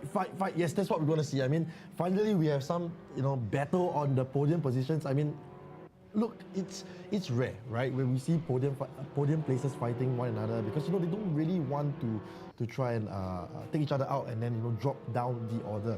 But they are really giving everything they can. I mean, Mika has not gone back into his relaxed mode, by the way. He's still trying to focus, and now he got an objective, which is trying to overtake RUB2. Well, I know both drivers quite well in terms of their driving style, and I know Mika Hakimi, I would say, is a bit sore loser. Most of the drivers are sore loser. I mean, now looking at Amir Haris in front of him, and looking at the way he's driving now, he giving his 110% to fight back again the position where Amir, he always to play cool. He like to relax. The way he driving is more smooth. That's the way how he driving compared to the Mika Hakimi. Mika Hakimi is always aggressive driver, and yeah, now we're going to see these two drivers, one aggressive and one is quite smooth to fight against. Whether the Mika Hakimi be able to close the gap back again to Amir Haris, or Amir Haris going to pull away and try to chase the MOL dynamic where we have the Ayman Haziq. Yeah. Yeah, I was going to say, now that you mention it, right? Basically, we have Jason and we have Farid on track. One aggressive driver and one who try and keep keep it cool before they make the move done. But look, they're coming up to back markers. How is that going to affect their race? Back markers. Yeah, back markers. I mean, they just passed the back marker down there. Oh, they actually touched. He was fighting. The back marker was actually fighting RUB2 for that position. And is he slowing down? No, he's not. Yeah, but how will back marker come into play here? Because I mean, it's endurance racing. It's endurance race. The faster drivers are doing a much faster lap compared to everybody else. And what then would the back markers role be here? Jason? I don't know how to answer that. Okay. Wow, easy job you are. Relax. Okay. To me, the back markers play a big role. Since Jason said there's no flag, and there's no way that back marker are aware that some driver are faster than him coming right behind. Because once you are driving, sometimes you intend to forget to see who's behind you, who is behind the rear view mirror, everything. To me, that's where that the lead car need to know where to overtake, need to respect that back markers. I mean, when you are in front, you have every right move to do. Even you are back marker, but still, since you have no flag, no blue flag, so I mean the back marker just have all the rights to play anywhere that he want or brake anywhere that he wants. So it's the responsibility of the overtaking car to overtake safely, to make sure that both drivers will be able to finish the race. Amazing stuff. Yes, we saw a comment. Thanks, Noah. Yes, you can go makan first. We hope to see you back. Jason enjoying himself. The race must be too good. Oh, the aircon very nice in the office. Yeah, the aircon is pretty cold here, for sure. Why the aircon cold? Oh, this one is cold. Okay, but okay. Jason, may I ask, is Ayman Haziq still driving? I cannot see him on the screen. Ayman Haziq, I see the location. I mean, I can't really see the actual location there. Let me see. Ayman is still racing. Couldn't see from his location, but I know Amir Haris. I think Amir Haris is I saw Amir Haris still. Yeah. Amir Haris, Mika Hakimi. I saw Ayman. The next Ayman is with the lady driver, lady team. Yeah, I'm gonna just disturb you all for a little bit. MOL Racing is trying to make the move on RUB2. He really tried to follow down to turn 1, but unfortunately, of course, we know Amir Haris is going to be very defensive with his line, and he defended really well against MOL Racing. So that, well, they live to fight another day, I guess. Yeah. But look, we're what, 5 minutes to the hour. We're just almost reaching the halfway point. I heard, Jason, is there some food there for them to eat, hopefully? Yeah, there's some food, refreshment, simple one. I ordered 80 or 100 burgers, I think, chicken burgers for everyone to eat there. And also Monster Energy drink sponsored drinks, Monster Energy drinks for everyone as well. So everyone is racing and things that quench their thirst, including myself. Yeah, even us also here. We have one red and one pink color Monster Energy. One watermelon, and then one more is what? Guava, I think. Fruit punch, I think it's like a pink guava. Pink guava. Well, that's what keeping us going, right? Yeah. No, you know what you should do, Jason? You should take the burger out, right? Fan the burger. Make the smell into the entire look. Then it will be time for everybody to do pit stops. Then we can watch people do pit stops. As long as I'm not doing the cleaning later. Whoever's gonna clean later is gonna hate me.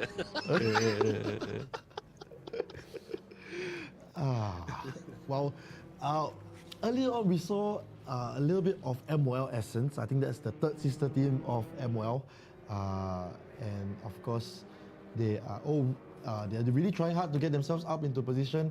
And of course, John says he's coming over next round for free food. Jason, you're gonna have a new participant.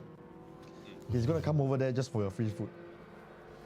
I think some participants are just here for the food.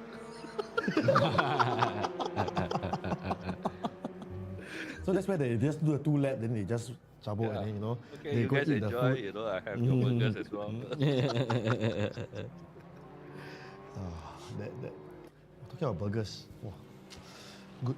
Well, I haven't have dinner yet, so I think I need to have a few burgers after this. Brian, don't stop talking about food. Later we have a fourth commentator, Farid Stomach. I see. Aziz also say you want to come for free food already. So everybody come for free food already. How now, Jason? I think next race you will see one driver, only the drivers. Then after everybody will be cornering on the food station. Then less pressure on the lead driver. Oh yeah, I don't see the name of Muhammad Taufik. Taufik is not here. I think Taufik is he's in the comments. He's in the comments. But Taufik is not at the location this round. Hopefully we can see him. I think Taufik, I think you are watching. See. Come on, Taufik. Come on. What's wrong? Tempe You are has not. spoken. Why you are not here? Why are you not chicken? here? Are you ayam? Ayam? Got iron burger leh.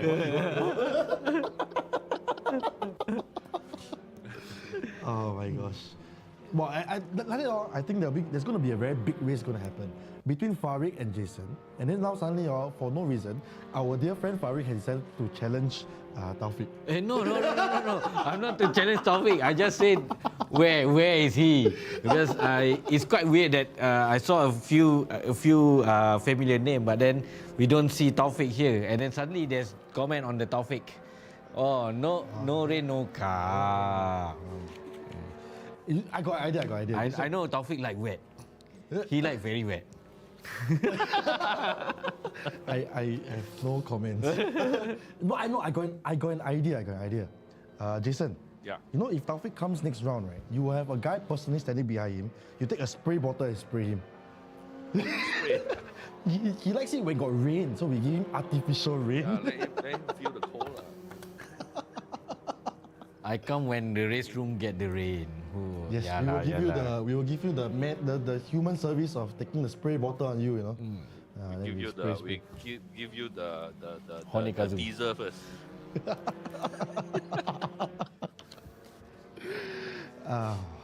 Yeah, there's his nickname on the quite sometimes Honeykazu for the Taufik. Actually, We wait. should introduce Taufik, is it? Yeah, we should introduce Taufik. Who's Taufik? Right, who's Taufik? I mean Taufik back in the last pandemic days where he raced in the what we call the GT that we organized with the MSF Racing, and then he used a very tricky, very cheeky nickname where at the first he used Honeykazu, and then because of the name is a bit too cheeky, then we asked him to change them and become Sonikazu like that.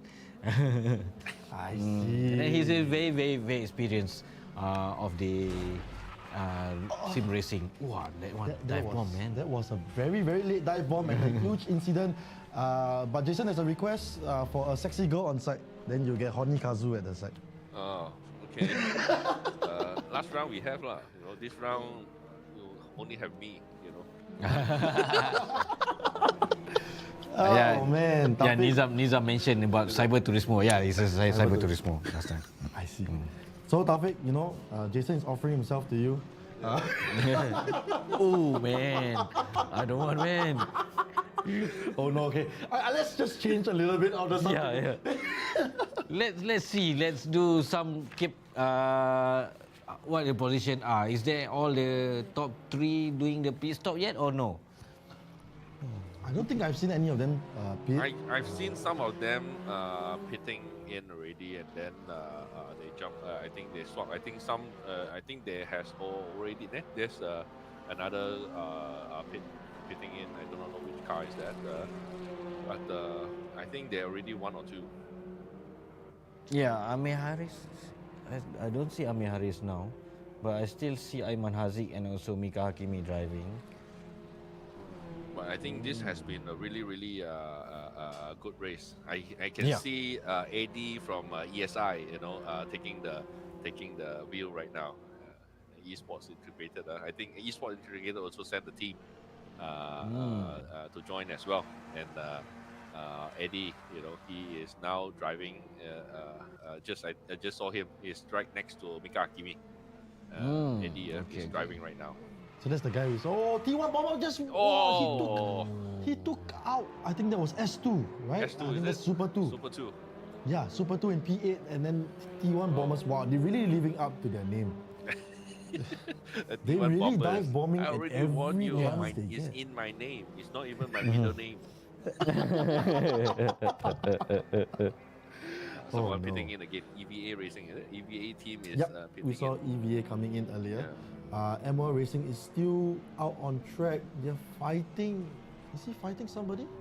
Oh no, that was just a back marker. While doing the sensible thing to let the back marker through. And Mika Hakimi in the MOL Racing falling back.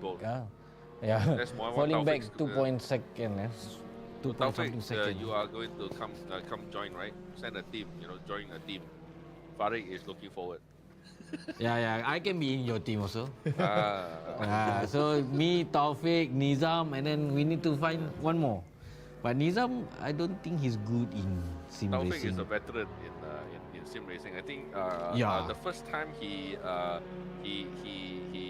was exposed to sim racing, it was the 2015 Paradigm Mall competition as well that I hosted in Paradigm Mall, along together with Ayman Haziq, Amir Haziq, Ayman Hakim, Muhammad Taufik, Gan Han Liang, and all that. These are the first names. That I know them. Dear to my heart until today. They are the first guys that actually participated in my first race, and that's Muhammad Taufik's first encounter of sim racing, and that's Raceroom. Previously, he was only on the go-kart, and suddenly realized, it's the same dynamics, the same skills apply, and from that day onwards, sim racing has been, a core hobby, I would say, a core sport in his life. Until today, he's racing in multiple races as well. He's also nominated recently for the Esports Award as well, hosted by Esports Integrated and JBS. He didn't won the award. Nakib Noor Azlan won the award, but he was one of the top 5 nominees. Wow, that was. I mean, look, recognition is always good. I think that's always important. I mean, these people have spent a lot of their time, trying to do very well in their sport. As Taufik was saying, his first race it's at Hangora Ring. I think that's one of the toughest track that you probably can be thrown into. But yeah, I think it's really great that we see recognition. Me calling. What is that your new nickname, sir? No. No, actually, I do a wonton mee business at home, doing food panda, all that like stuff. This, you don't need enemies, what?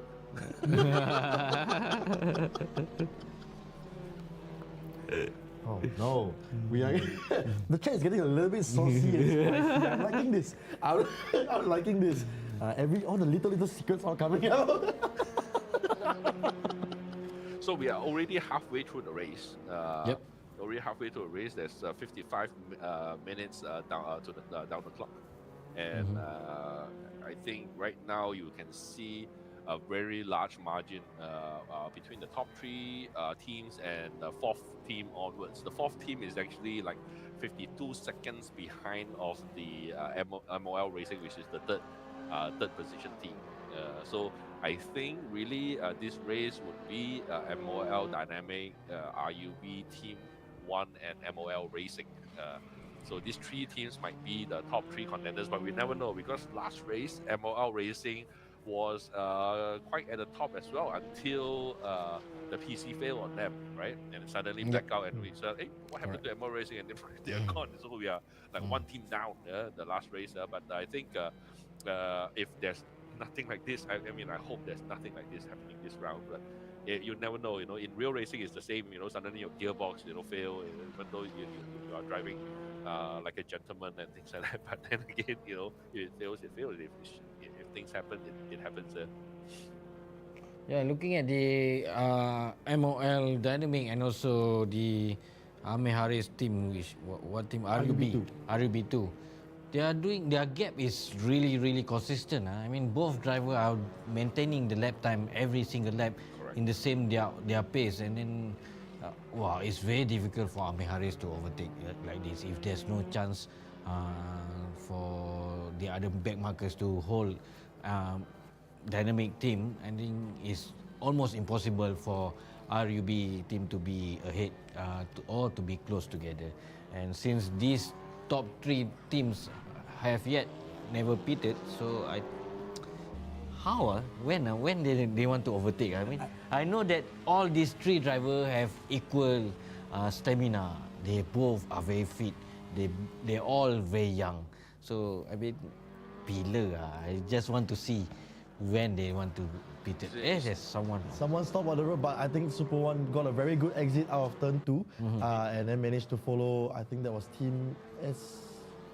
Team SHE. Yeah. Team SHE, S Super One managed to overtake Team SHE. Oh. No! Overcooked the corner. SHE, we're just talking about her, Yeah. not him. Gearbox and brake hose failed. But I'm just gonna ask, maybe Farid or Jason, because the pit stop is very fast for them, right? Basically, they just slow down, they stop on the main straight. The previous guy jump out, and the new driver jumps in. Yeah. Would there be a overcut or undercut strategy here? Like, can you just, let's say I am RUB2, right? And I know the MOL dynamic has to pit at some time. I just wait for them to pit and I do like a super lap. Would that work? Well, to me myself, I think it's not work. It's because it's very equal. I mean, it's very hard for you to get a super lap after you do such a long stint. What they can do is actually to do a very fast driver change. They don't have to slow down. They just try to go as fast as possible on the straight. One person holding the steering wheel, the other driver, the current driver go out, and the new driver come in. To me, that one will work. But I'm pretty sure, Jason, that's not allowed, right? Can you imagine two drivers side by side, one on the rig, one not on the rig? They're trying to okay, now you step on the accelerator pedal, the throttle pedal, then you take the wheel, then the other guy goes out, and Is that allowed? That's why they have to stop entirely before. They have to stop entirely. If not, I would do that as well. You ask me to fight or don't fight, I fight all the time. Oh man. Well, one of the top 5 is pitting. I think that was Team Eva, if I'm not wrong. The gap is closer now between number 1 and number 2. Down to 4.8 seconds, 1 second really. So could it be fatigue? Could it be tiredness coming in onto Ayman Haziq? He's getting tired. I mean, look, he has been driving for 1 hour and about 10 minutes. Would fatigue now be where Amir Haris can then overtake MOL Dynamic? It's possible. Well, yeah, possible, maybe possible. Because I think we still have like 1 or 2 drivers change now. So I think the top 3, although they are leading by a great margin, if like the next 2 drivers are not really that fast, then it might be pulling the team down to like 4th or 5th position. Then you might see like Super One or the other teams inching up maybe to the top 3 position, or if they have a really bad crash or things like that, that's always possible. Although we have closed the flagging and also the crash and the fuel and things like that, so a very small chance for these 3 teams to be like having a very a huge failure. Yeah, that's not possible for this setup. But in this case, unless really actual PC failure and things like that, then the fourth team would go up. But we still have two drivers change. I think one or two drivers change left. So we it's still too early to call. But looking at the lap times right now, definitely the top three teams are leading by a really big margin, half a lap. Yeah, because these top three haven't yet to pit. I still can see now, even though we are running 1 hour 10 minutes, 11 minutes now.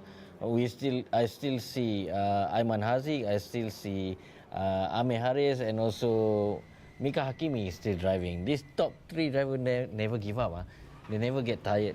Yeah. This young boy. I mean, well, they are experienced. Like yours, you have been mentioning earlier. These are the more experienced sim racers, and that's probably where the experience come in, right? I mean, having so much seat time on we see someone go off again. Everybody seems to be making mistake here. Well, here is always people think that you can carry a bit more, just a bit more speed. But in the end of the day, you carry too much speed. So it's very difficult for you to turn, to change direction from left to the right, from turn 5 to turn 6. And then suddenly you just step out and lose the tail.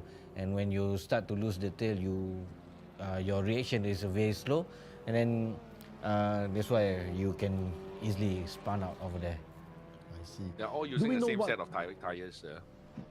Yep, they're using the same set of tires. I think everything is exactly the same except the car models and the team themselves. Don't think anything else is different because I mean even the rigs that they're using are the same, exactly the same as well. But look, M1 Essence, right? We're now now with the screens on M1 Essence. This is the sister team of the two MOL teams in the top three. Is this just a team for them to come, a race for them to come and just try to get themselves feeling it out, and then of course hopefully to get experience on the seat, in the seat time or on the rig? Because it looks like they have been very far behind for a very long time. But where can M1 Dynamic and M1 Racing go? This is the thing. Looking at the lap time compared to MOL Essence and also MOL Dynamic, there's about almost 4 second difference between them, where MOL Essence did 2 minutes 17, MOL Dynamic did 2 minutes 13. And I think maybe the Essence is a new driver, new team that they want to introduce, and yet they want them to be a race driver for them also. So that's why they introduced this the third team. So at least they have some experience in the racing, so to be able for them to get a new driver, new faces for next year. But I think Simon Chang is quite veteran in the sim also. I saw these few names, his name in few races before. We see how. Look, they're really running behind, 3 seconds, like you said, slower compared to their sister team in front. But what kind of experience can they get? I mean, it's a 2-hour race, 4 drivers. So if you take that out, that's about half an hour per driver.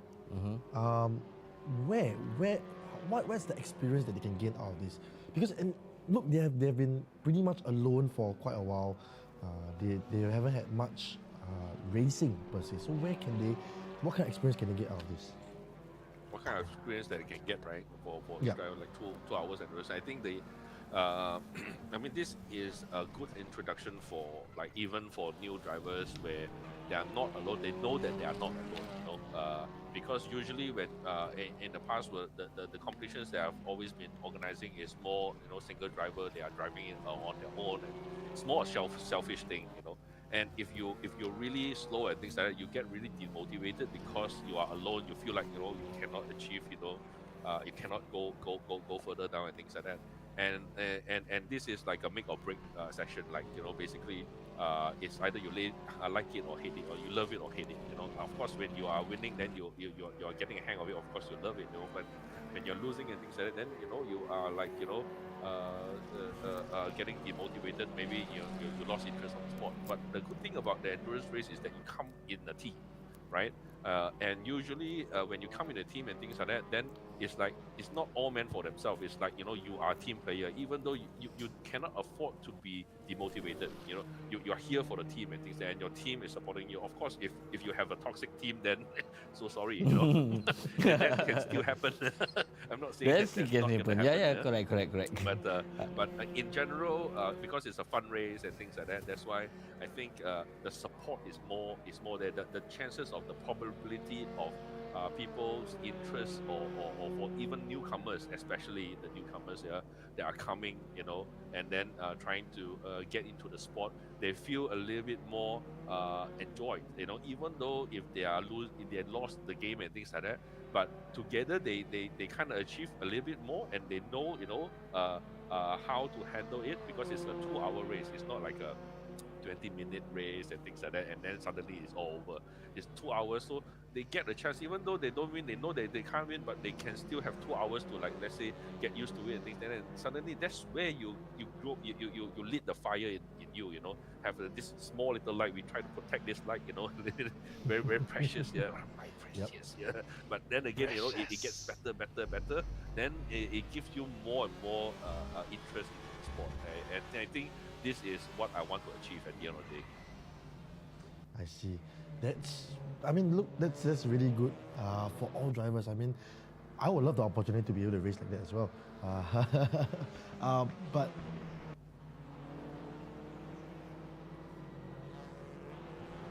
But then again, you know, they now have the opportunity to try and get themselves more consistent, get their racecraft in if they have to. And I was going to say, actually, ML Dynamic teased us a little bit earlier. They went down the right side of the pit straight. I thought they were pitting for a moment.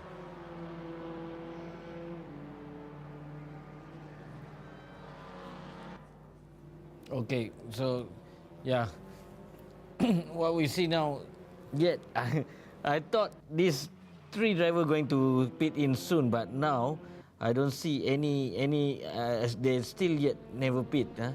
We see siapa nama Mika Hakimi still driving, Amir Haris still driving, Yes. Aiman Haziq still driving. Correct. When they going to change, Jason? I You don't know, man. go It open seems the like door and shout, they've been hey, driving since change the no. start of the race. Yeah. This is not sprint race, no. This is endurance race. You have 4 drivers. Yeah. Hey, Mika, you have to change driver. You know, we are Yeah. watching you. Yeah, we are watching you, Mika. But then again, I think he's trying to, you know, drive as big margin as possible, so for his 3 teammates to be able to relax later. But looking at now, Aiman Haziq and also Amir Haris, the gap is slightly closed just now by 4 seconds. So nampak gaya macam di Amir Haris are still closing up the gap between him and also the MOL Dynamic. Yeah.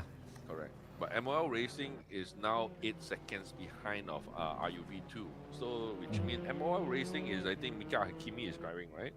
Yep. So, MOL Racing, Mika Hakimi is driving. So, it's like, you know, Amir Haris is really, you know,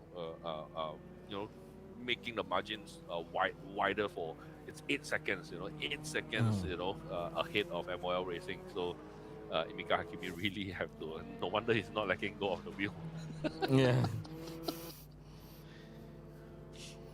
You know, you all mentioned sprint race versus, you know, endurance race. But of course, you still want your faster driver to be driving as much as possible, right? Yes. Wouldn't that be the case? Yeah, but then you only have 2 hours of racing, and then you have 4 drivers. Yeah. By right, 1 driver should be maximum about half an hour. Yeah. But now 1 hour 20 minutes, we still see Mika Hakimi, we still see Amir Haris, we still see Aiman Haziq driving. So what the other 3 teammates? When Going they going to kaki, drive? Yeah, going kaki. I think they all makan chicken burger. By this time, they already makan the chicken burger for Mika Hakimi, Aiman and all that already. Yeah. Afterwards, just belanja dia mamak je. Belakang kedai je. Oh my gosh. This food conversation will never end. Yeah. But look, I mean, the top 3 teams are doing what they can.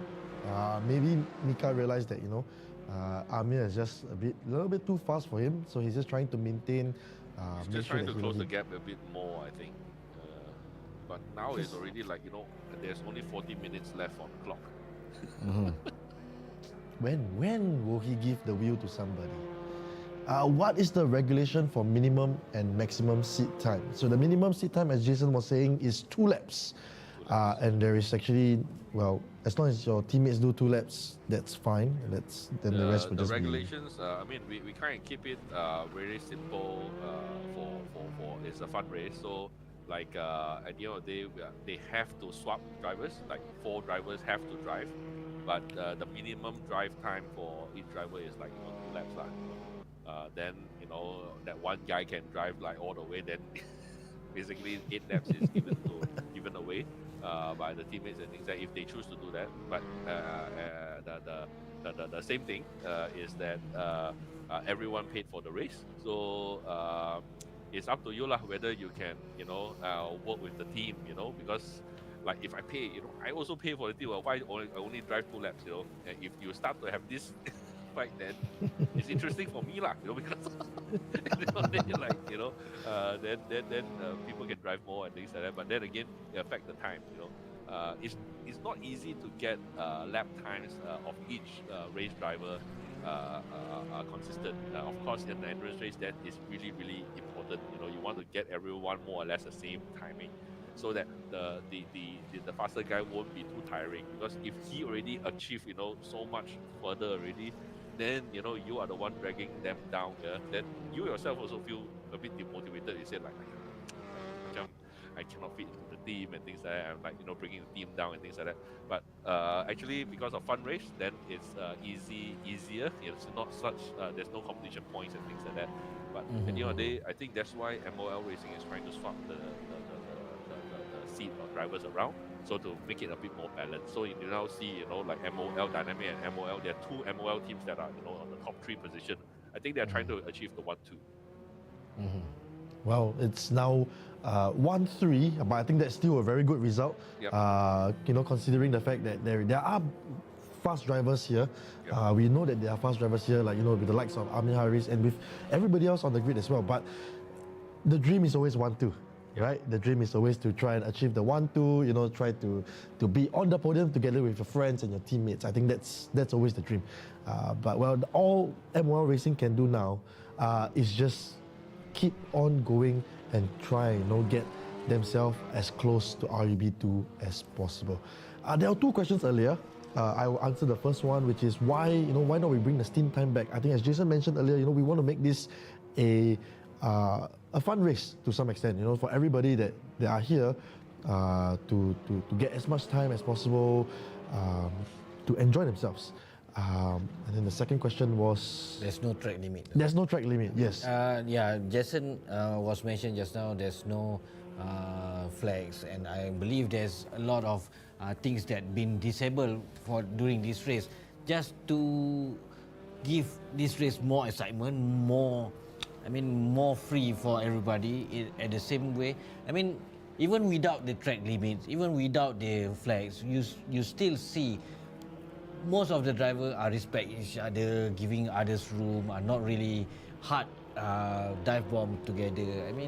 What Jason are trying to do now is try to calling all the new faces.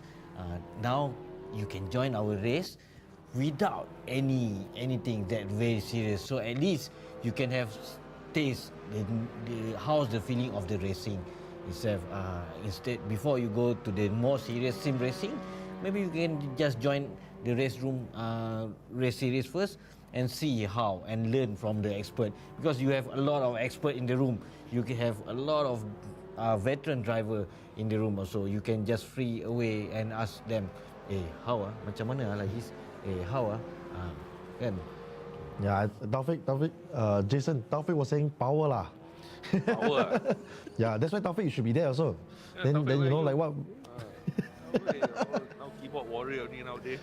Dia memang macam itu since first day I saw he always keyboard warrior one. There we go. Are we going to have a war of words now? Are we starting F1 something? teams seem to increase by 6 seconds, but push too hard around 8 and 11 corners. 11th corner. I mean, that was one of the harder few corners on Sepang, if I'm not wrong, Farid. And well, we do see teams doing making a lot of mistakes there. Like I said earlier, would that tiredness, would that fatigue come into play here? It's not really tiredness. I guess is the way that what Jason said. Your teammate are disturbing you behind. They are not really helping, but they are really like pointing you. Hey, you should go here. You should push here, push there. A bit later break or harder acceleration over there. Correct. And that's where when you are trying to learn, try to apply that during racing, a bit difficult lah. Yes. That That's was why not me lah. to be a race driver I have the most respect to race drivers. To be able to be calm and to be consistent, is very difficult. Especially your opponent breathing down your neck behind. Your teammates now is breathing down your neck. 3 of them. Yeah, some more smelly lagi. That's 4 times more. Yeah, difficulty. like what Noah said, just the main driver should just like, shut up lah, backseat driver.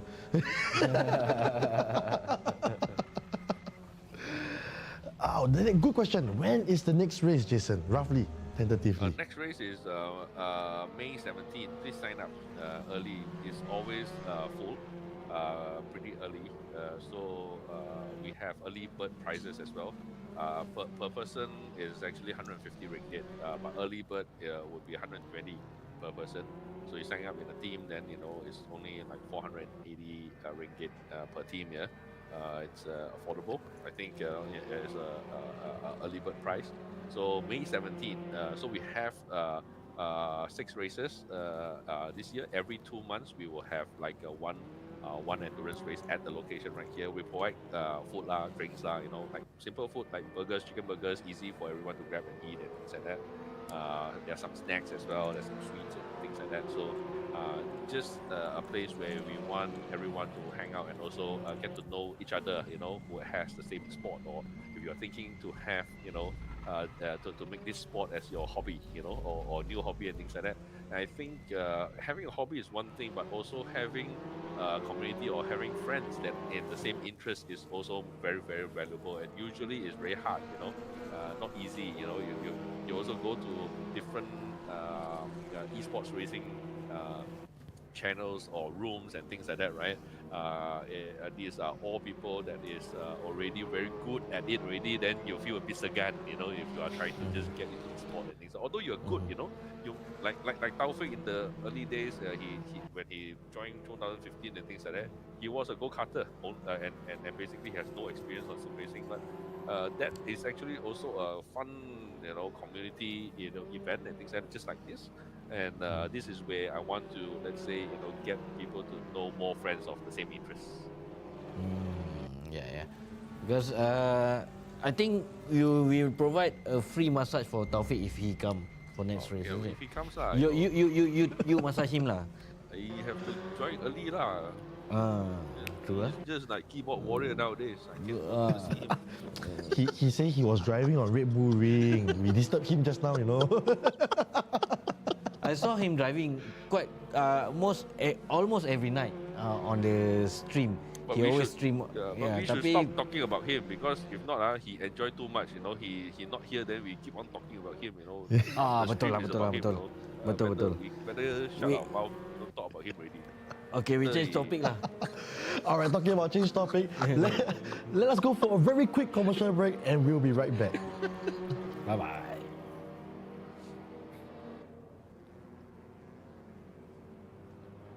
He loves massage, he just say.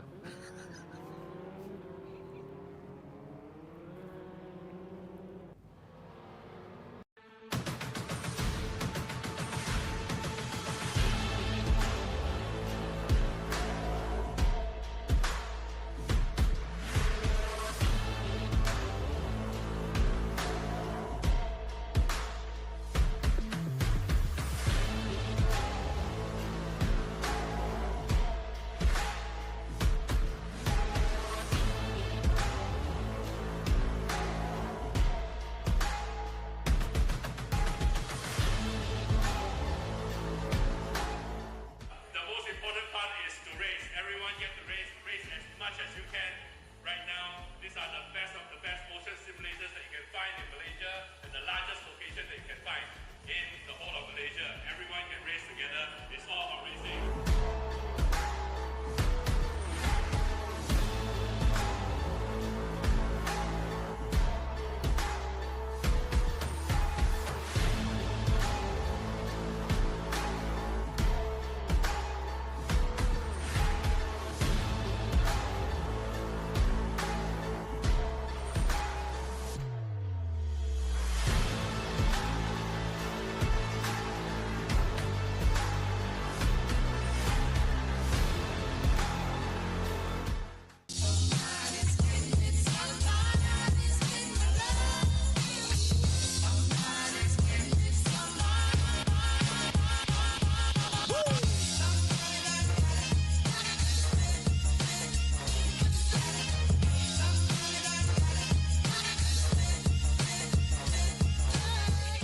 Get your adrenaline pumping with the most realistic sim racing experience in Malaysia.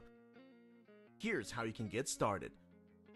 Put on your best gear and your driving gloves to enhance your immersion. After our staff runs you through the safety briefing and basic controls, you're all set and good to go. Feel the incredible detail about virtual tracks with the motion-enabled bucket seats and direct drive wheel system, bringing you one step closer to the real deal. Come down to Raceroom Racing Simulators to test out the motion simulators today. Hey, could we give it a try as well? Oh yeah! Alright, let's do it guys. Alright, let's go. Whoa! So many! And welcome back to the interesting race. We had a very exciting race too so far, and of course our top 3 and our top 5 in fact are still the same 5 teams. We have MOL Dynamic in P1, we have RUB number 2 in P2, and of course we have MOL Racing in yeah. Team 3. Sorry, unfortunately I cannot see the rest of the, the leaderboard. Because it's The bottom one is too small. the fourth one is Super 1 and then SHE followed by Super 2. EVA Okay. Racing Team, T1 Bombers, Tiger Racing and MOL Essence on the 10th. Yeah, looking at the gap number 1 and number 2, RUB and also the Dynamic are very close, down to 1.4 second. Before we break is about 3 seconds, and now it's down to 1.4 second between the gap. I think sooner or later he will make some move to overtake MOL Dynamic. Yes. So we finally get some action.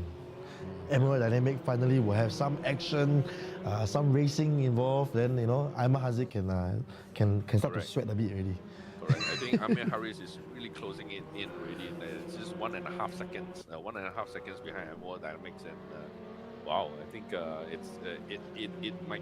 it's looking like RUB Racing is gonna be like taking the front spot, the champion spot there. And indeed, Amir Haris is currently the fastest all-time driver WTCR in Raceroom leaderboard right now. So Wow. 2 minutes 12 seconds on the WTCR Honda. Wow. In fact, he's doing a 2 minute 13.167. So I think that Yeah, also is the 2:13 fastest right lap now. for this. He's not even achieving his fastest lap yet. Yeah. So maybe, Well, we will see. still We holding will back. see. Maybe. We only have 26 minutes left. Really still not pitting. No? So are they really going to do I drive all the way, then you'll drive the last two lap? I think so, because looking at these top 3 haven't pit, and yeah, apparently Amir Haris dengan Aiman Haziq sitting right in front across. So yeah, I think Amir can just say, "Hey Aiman, I'm coming for you. Or send the teammates over. Send the teammate. Just touch the shoulder of Aiman, say, Aiman, Bring some my team is burgers." coming to you. Aiman, you Want some hungry or not? burgers? Bring some burgers. Is that you hungry? Oh man, so many tactics you can play here, huh? Yeah, looking at it,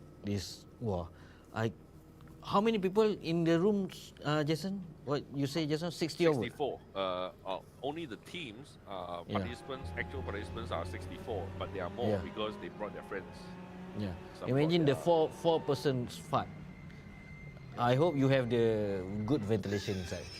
I have three really big 5 horsepower AC on full blast, but Okay. it's hot, still hot.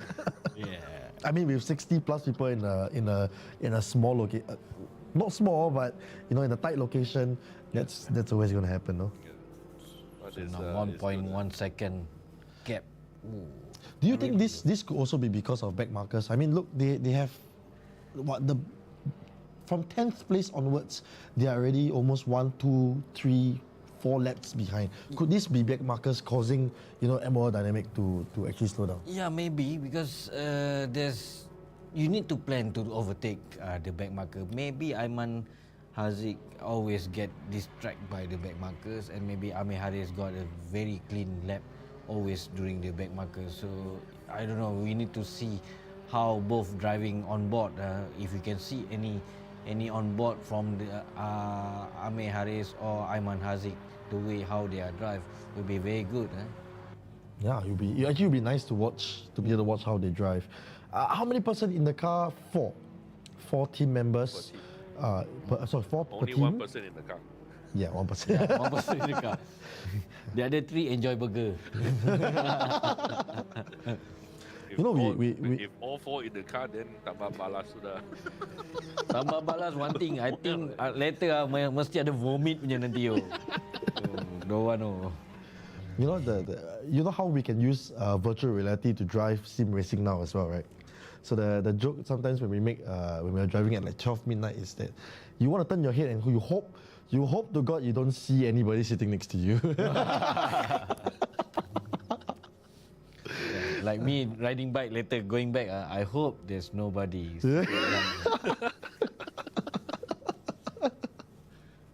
okay, we go mamak first. You haven't eaten, right? Yeah, I haven't.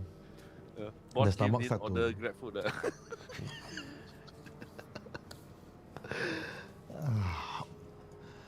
Okay, janji ada aircon.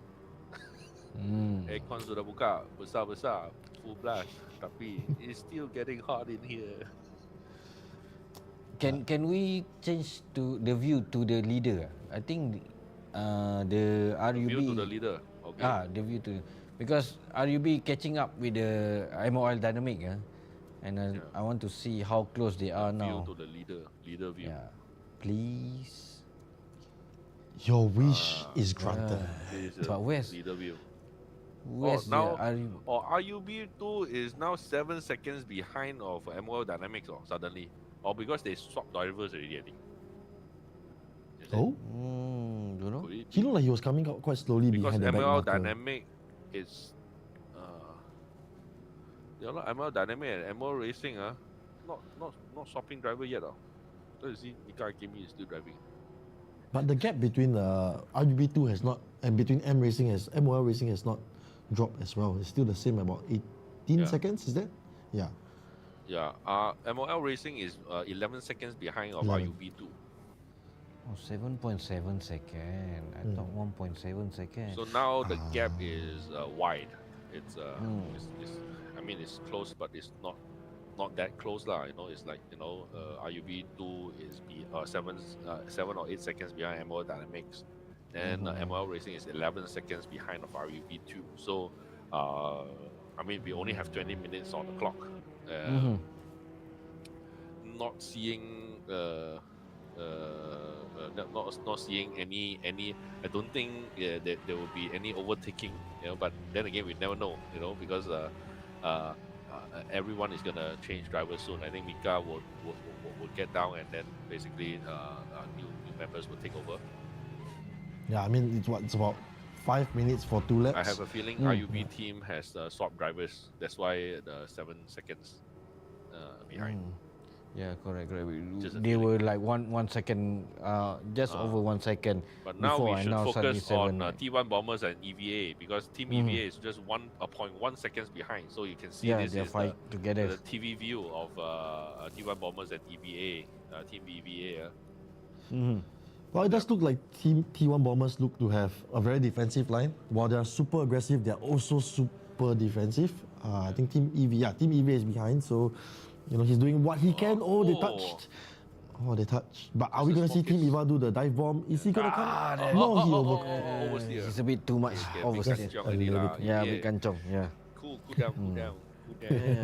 No, I mean, he's supposed to concentrate on to get a very good exit instead Correct. of try to accelerate this more is Team faster. RUB, Team 1. Team 1 RUB is 0.08 seconds behind of MO Essence, and he overtook and then lose it again. And then, no. Bad boy. That one No. bad boy. That one bad boy. Well, I mean, Okay, so it is what it is. MOL Essence is just slightly behind.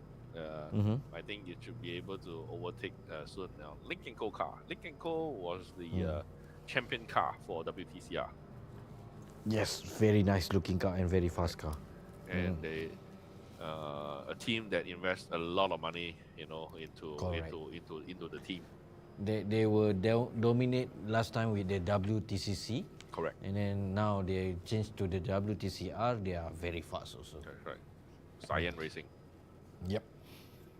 I mean, they have the expertise, they have everything. So I guess that even with the transition, they're still gonna be ahead of So everybody. MOL Essence is part of the MOL three teams. Yeah.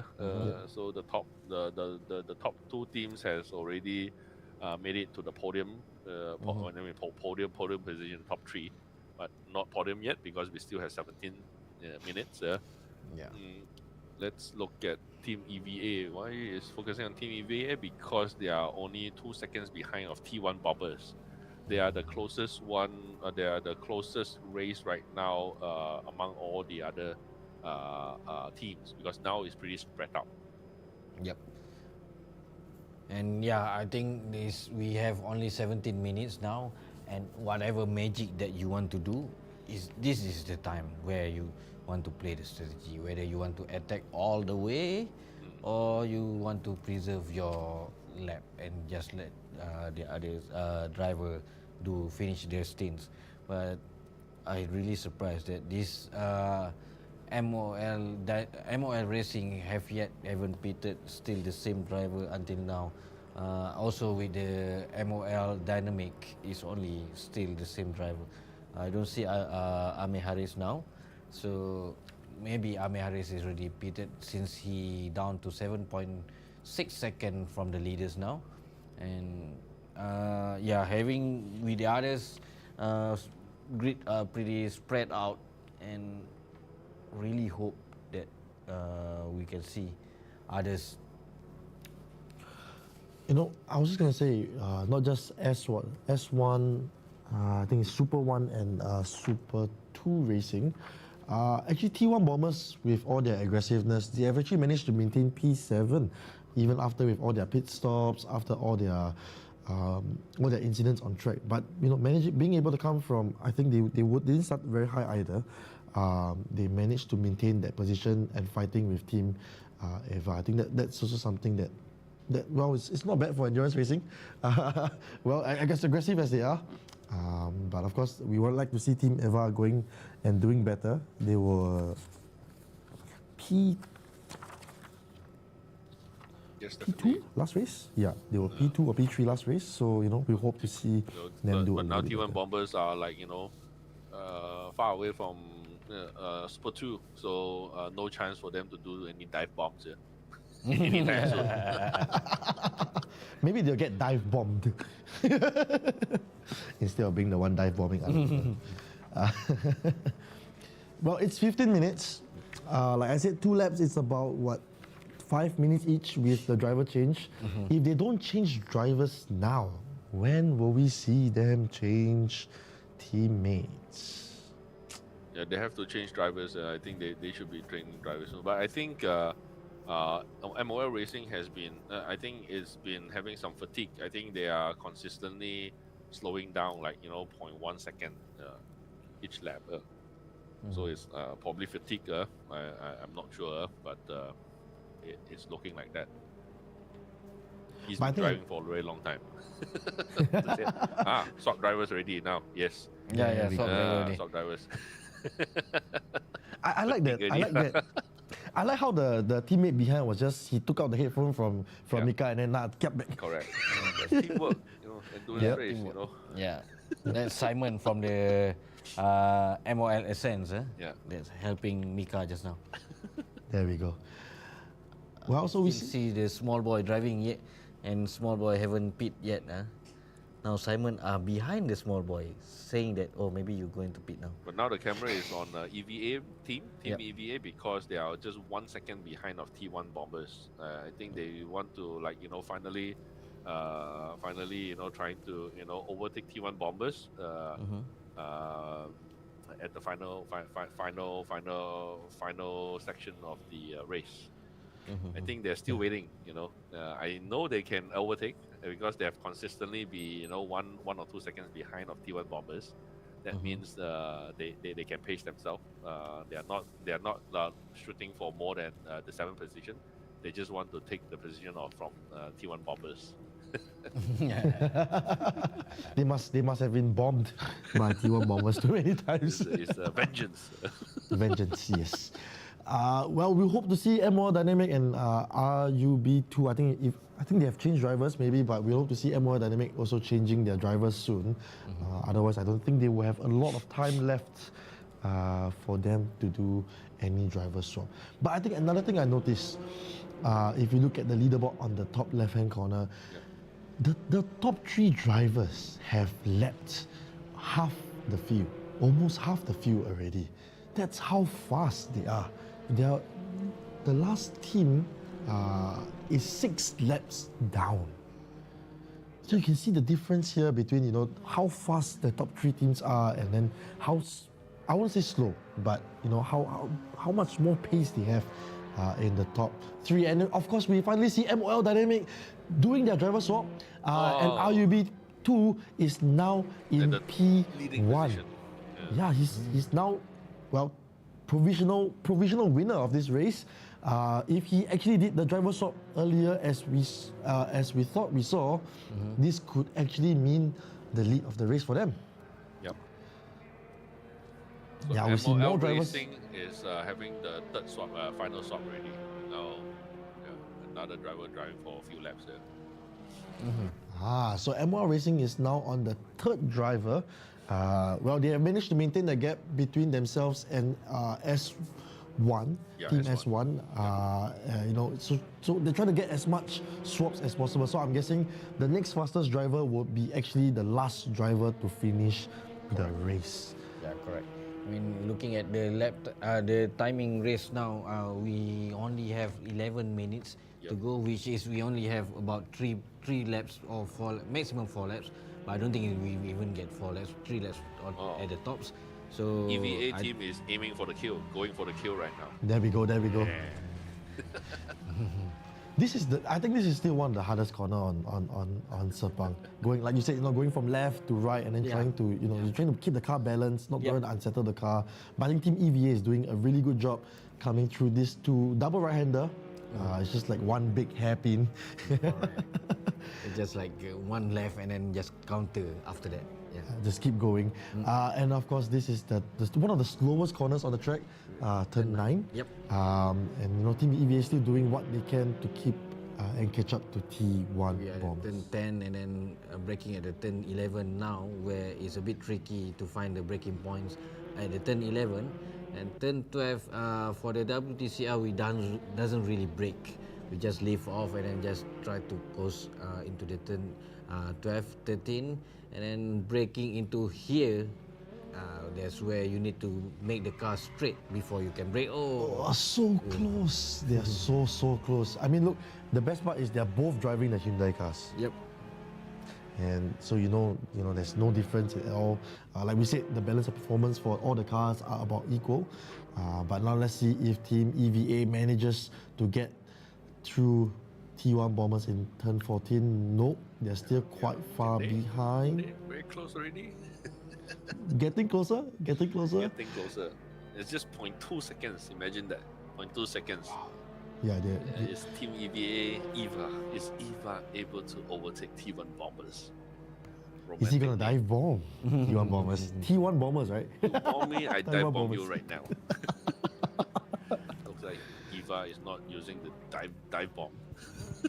Yeah, but I mean, look, he has a much better exit out of turn 2. Yeah. He was actually much closer to T1 Bombers, and now the gap has, I think, grown to 0.3. Very consistent. I It's think, still very consistently close. So I think that's their strategy. They don't want to make any mistakes here. They want to try and get as close as they can to T1 Bombers. I think we have the final 4 laps, or final 4 or 5 laps to the race right now.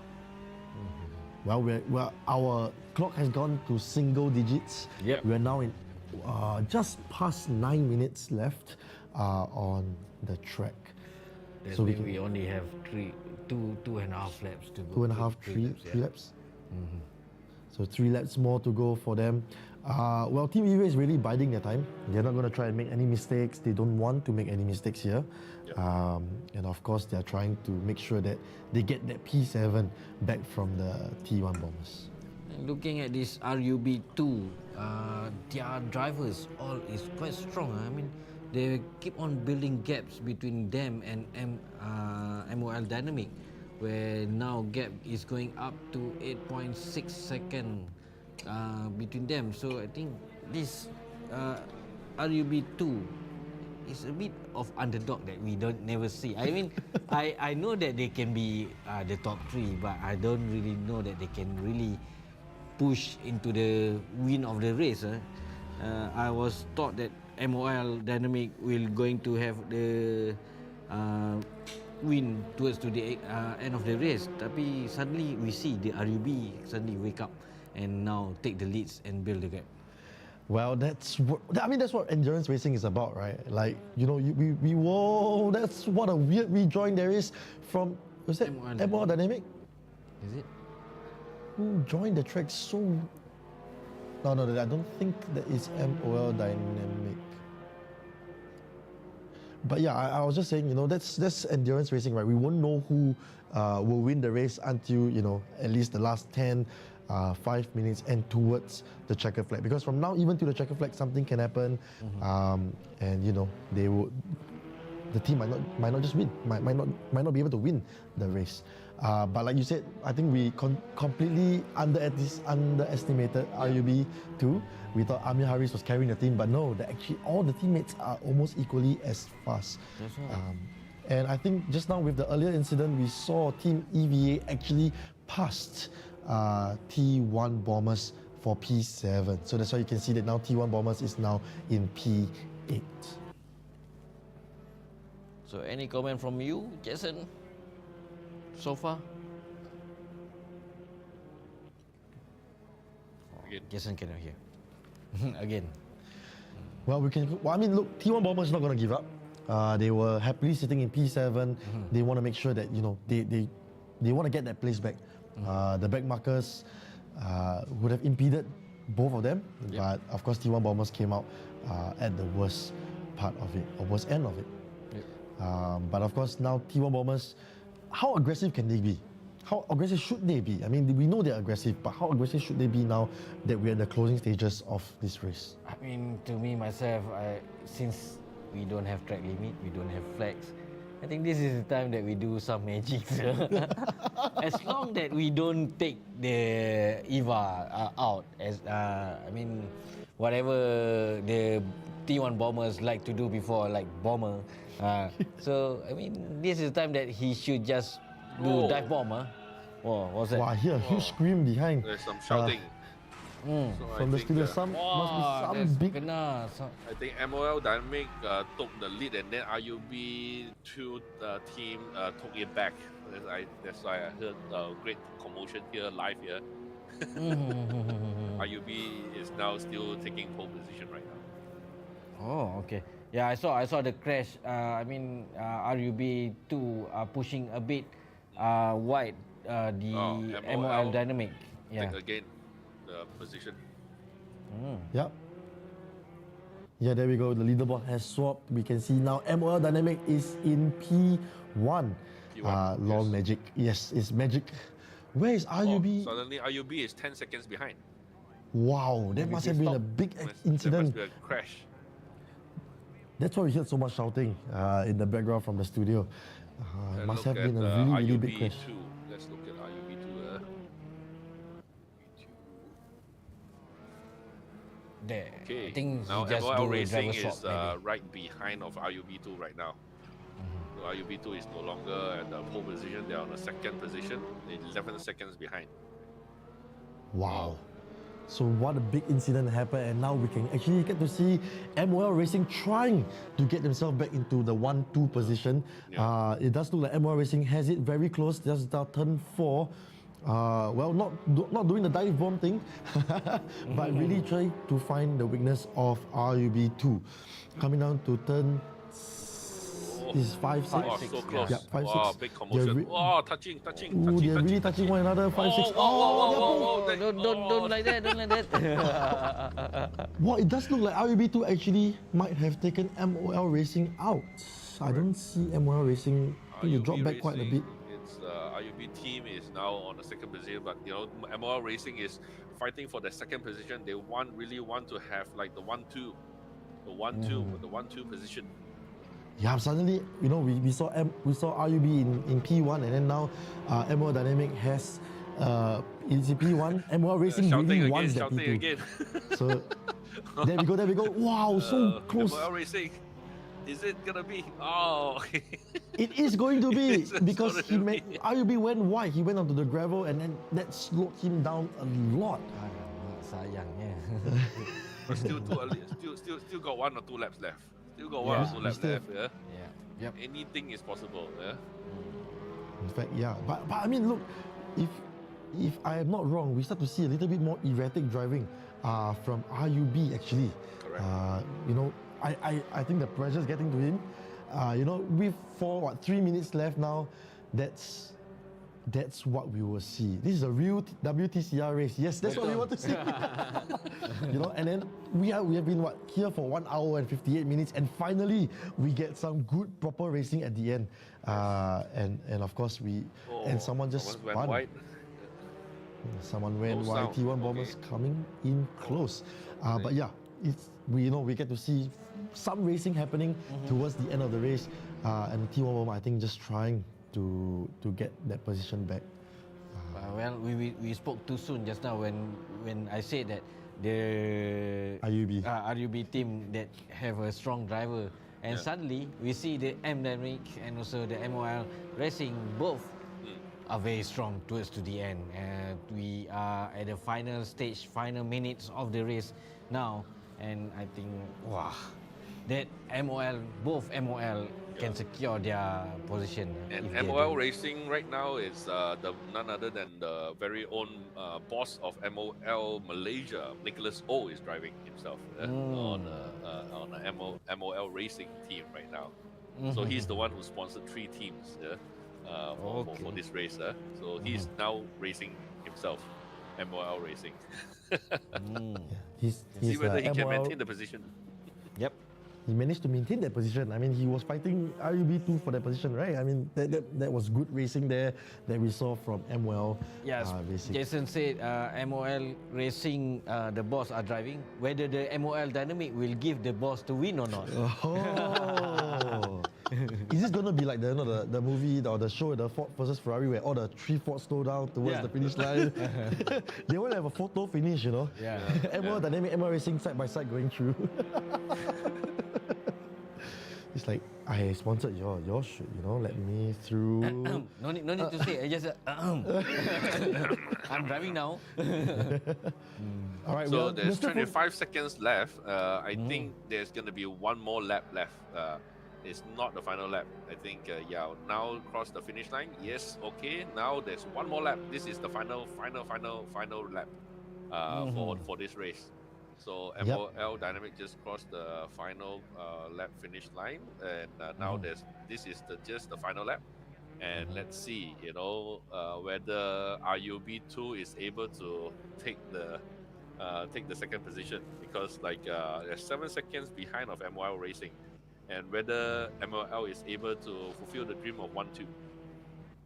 Wow, it does look like it. I mean, look, this is the final lap of the race, and we can start to see how strong both MOL Dynamic and MOL Racing are. Of course, we saw a little bit of RUB2 and their drivers, but of course, towards the end, some nerves, some pressure got to them, and mistakes happen. Yep. Right? In any race, mistake can happen, and now we see MOL Dynamic coming through the last sector of this race. I can't really imagine. I mean, sitting over there driving, and then at the same time you hear that people are shouting behind you, everything. I mean, wow, the keadaan over there, I mean, is very intense. I mean, wow, it's very difficult for you to concentrate. I mean, in race car, you only yourself with you, and then you have your engineer on the walkie-talkie. Correct. But now having all Everybody. people behind you, alamak, how are the feeling? Well, we can ask them in the future when we see them. But of course, we see MOL Racing coming through turn 12 and 13. Yep. Coming down the very long back straight, and we will see them win. Of course, if nothing happens, we'll see, Fingers crossed. we will see them win. Turn 15, final turn. Now final Yeah. turn for MOL Dynamics. I Maybe think they Mina will be habis. taking the win. No. All right, we're coming to the final corner of this race. Unless the PC we'll- fail right now. Wah, coy. disappear. But no, MOL Dynamic is going to cross the finish line in P1. What a dominant race from MOL Dynamic. A really, really good race. Very Congratulations. nice team from Aiman Haziq and all the teammates as well. And of course, now we're going to look back. We're going to see MOL Racing coming in P2. You can see everybody jumping in the screen, the sim center. They're so happy with the results. A 1-2 finish for Yep. MOL Dynamic and MOL Racing. They're all very happy. You can see the boss high-fiving everybody. And of course, we see RUB2, a very gallant effort. And of course, now coming in P3. And of course, we have Super 1 coming in P4. Nice weaving. MOL 1-2, there we go. And of course, we have Team SHE, I think in P5, and Super 2 in P6. There we have it, the final results for this race. MOL Dynamic in P1, MOL Racing in P2, RUB2 in P3. And that is your podium. And of course, we see RUB Team 2 has the fastest lap of this race.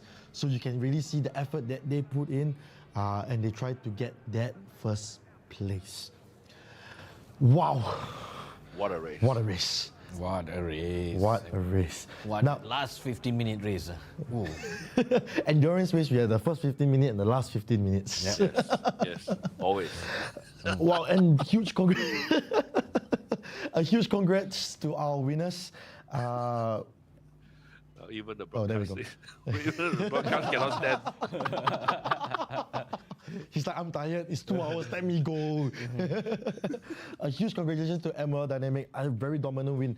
But what do you think of race 2, Farid? Well, I think the race is more competitive. I mean, having all the experienced sim racer on board is taking a next level compared to the race 1.